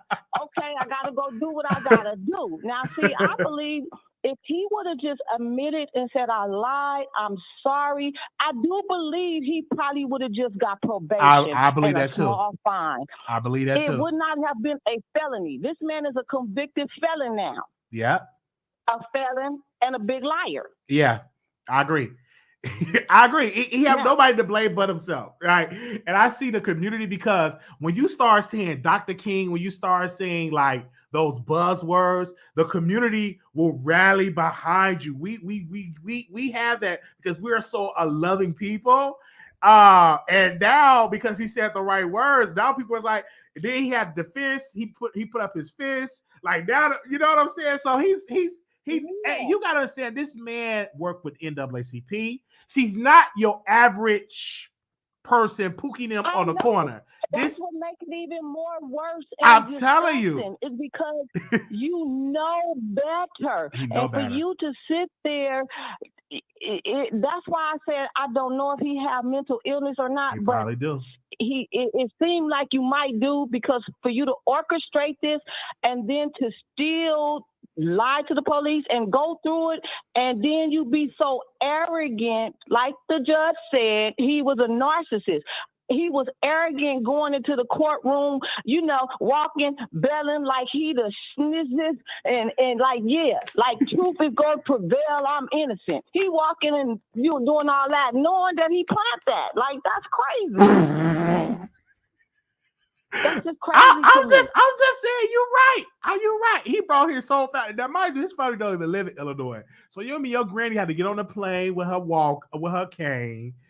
92 years. Oh, she don't look 92, by the way. But you bring your brother up there, like your whole family, and it's just, oh my God, it's embarrassing, man. But they all was mad at the sentence. That's what I couldn't understand. Like, why do you think that he should have walked free when he did this? He said this to the world. He wastes taxpayers' money. They have to pay all that overtime. They stopped doing major other investigations, put that on hold just to take care of him because he was a celebrity. Right. Absolutely. They stopped with their other cases. Everybody else was like, oh, you got to wait because we got to make sure we get Jussie Smollett's offenders. We have to solve this case because the public was rallying behind him and put pressure on the city officials. Absolutely. And all for what? Facts. For nothing. Like, that's crazy. And we already had issues with George Floyd and defund the police and all this other stuff that's going on, and you do that? Like, that's crazy. That's crazy. I don't understand why everybody thinks that he should have just got a slap on the wrist. If he would have admitted it, apologized, and didn't take it to this extreme, I would agree with everybody else. But because you did do that, no. You're going to go sit in your cell, and you can write a whole nother script when you get out and make that go viral. Right. I agree. I mean, it's just crazy. Thank you. Like, Thank you so very much. I mean, you know. Thank you. Thank you, Wiley. Yeah, no, I'll thank you that you had called in because I just want to hear other people's opinion about this case. Yeah, I was in the chat and I'm sending texting and stuff, but I was like getting really irritated at everybody calling, talking about, oh, it was excessive. Oh, I don't think he should have got that. He ain't 5. Why he shouldn't? He's a grown man. He knew exactly what he did. You do the time, you do the crime, you're going to do the time. Period. Facts. They know. Black people are always made an example out of. So that right there would have had me to say, hold up. I'm not going to be the example. Somebody else could be the example, but I'm not. I got too much to lose. But see, you was banking on your privilege. And your privilege, you see where it got you, right? I'll see you on there. Black people only got a little bit of privilege, okay? And I'm talking about the ones that got money. Do not get it twisted. Okay. They give you enough rope so that you can hang your own self. And when they tired, they'll hang you they will hang you themselves. I want to say it right here. Jussie Smollett, I guess his team is running his Instagram. They posted this. They said, I am innocent and I'm not suicidal. Jussie Smollett. So they posted. Oh my God. You know what? I can't do nothing but laugh. But at the end of the day, I'm going to play David's advocate. If the man is innocent, I feel bad that he's innocent and he's locked up because nobody that's innocent needs to be locked up. I agree. But on the other hand, since he's not innocent, them other ones that was in cahoots with him is free. So why is they free? Because they told the truth. That's true. 90 seconds. That's true. They told the truth, and the evidence proved that they were telling the truth. The evidence was there. It was overwhelmingly the evidence was against this man.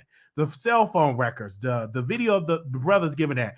Of why they banned rope. You understand what I'm saying? The stuff that they were banning. Like, who goes there? And the check. The judge said that wasn't smart. The check. He said that wasn't smart to write a check. And then not only that, they rehearsed 60 it. seconds. The judge said they rehearsed it. They rehearsed drove it. around in the neighborhood. Absolutely. And Talk about the all rehearsal. that. He was the mastermind of that. So Exactly. This is what I said. His acting, he took it a little bit too far. He wanted to continue Empire, and in real he life, wanted them to let them know that he could create a scene, and it was going to be the best scene ever. It was going to revamp the show, and it did. The Jussie Smollett show. Right. Them shows got canceled so quick after that. Man, pew, pew, like Lee Daniels tried to shop that show. He tried to shop Star around the Netflix. No network would say yes. 10 seconds. They all said no.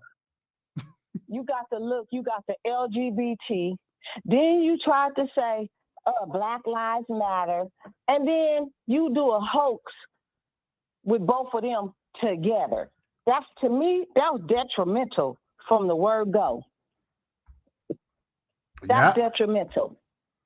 You know, even if you are from the LGBT community, you know, you don't get a pass to just, you know, lie and say X, Y, and Z. And just because you black, you know, black people, oh, they gonna ride. Oh, don't do him like that here, brother. And no, you don't get to use the black card. You wasn't using the black card when you was on Empire. Okay. You weren't using the black card.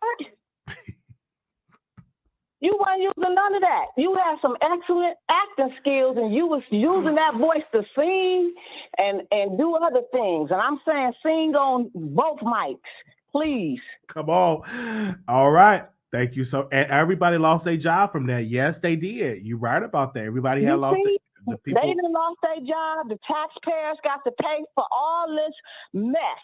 So that little slap on the wrist that he got, you know, he gonna think twice before pulling this BS. You know, he can sit down and write a little mini book now, you know, about his thoughts and his time being in jail and what he learned and what he would have did different. He can come out and sell his story. You know what I mean? I agree. I don't know how much it'll be worth, but you know, somebody will buy it, and maybe they might make a movie out of it. It ain't funny, but for real, maybe they will make a movie of how serious this is and what you should not do. I agree on that. But we thank you, because sister. they're going to be talking about that in the courts. He has made history. That's going down in the courts, and they're going to use his case as an example from here on out. All right. Thank you so very much, caller, for calling in. Thank you, sister. Thank you, Wiley. And keep calling in, sister, because you brought the fire tonight. I will. All right. Thank you. I will. All right, now. All right, we're going to say thank y'all so very much for tuning into the Wiley Show. I want to say thank you so very much for that. Our Cash App is $MarquisWiley28. So I want to thank everybody for contributing. We was live for about 24 hours today. All day today, we have been live on Station Head. All day today, we've been live covering this case. Regardless of who you believe or not believe, we did talk about it and bringing you all that news. So we want to say thank you so very much. I'm going to go get me some sleep because I got to be up tomorrow, and I got a busy day, so I got a lot of stuff to do. The taxpayer will also pay for his in jail. Yeah, you're right. So I'm definitely going to get me some rest. Definitely going to get me some rest, okay? You've been working so hard, Wiley. Yes, for nearly a full 24 hours, okay? But that's what you got to do. And we worked yesterday, too, and it's all. Thank y'all. I'm about to get some rest. Thank y'all so very much. Shout out to the producers for the love. I also want to give a shout out to my Station Head family for coming through. We had an amazing time over there on Station Head all day today. Been live all day talking to the people. So y'all definitely be great. On tomorrow, we will be listening to Kanye West's new album. On that, we would definitely listen to this new album. So y'all definitely have that in mind. All right. Thank y'all so very much. Y'all have a blessed day. Bye-bye.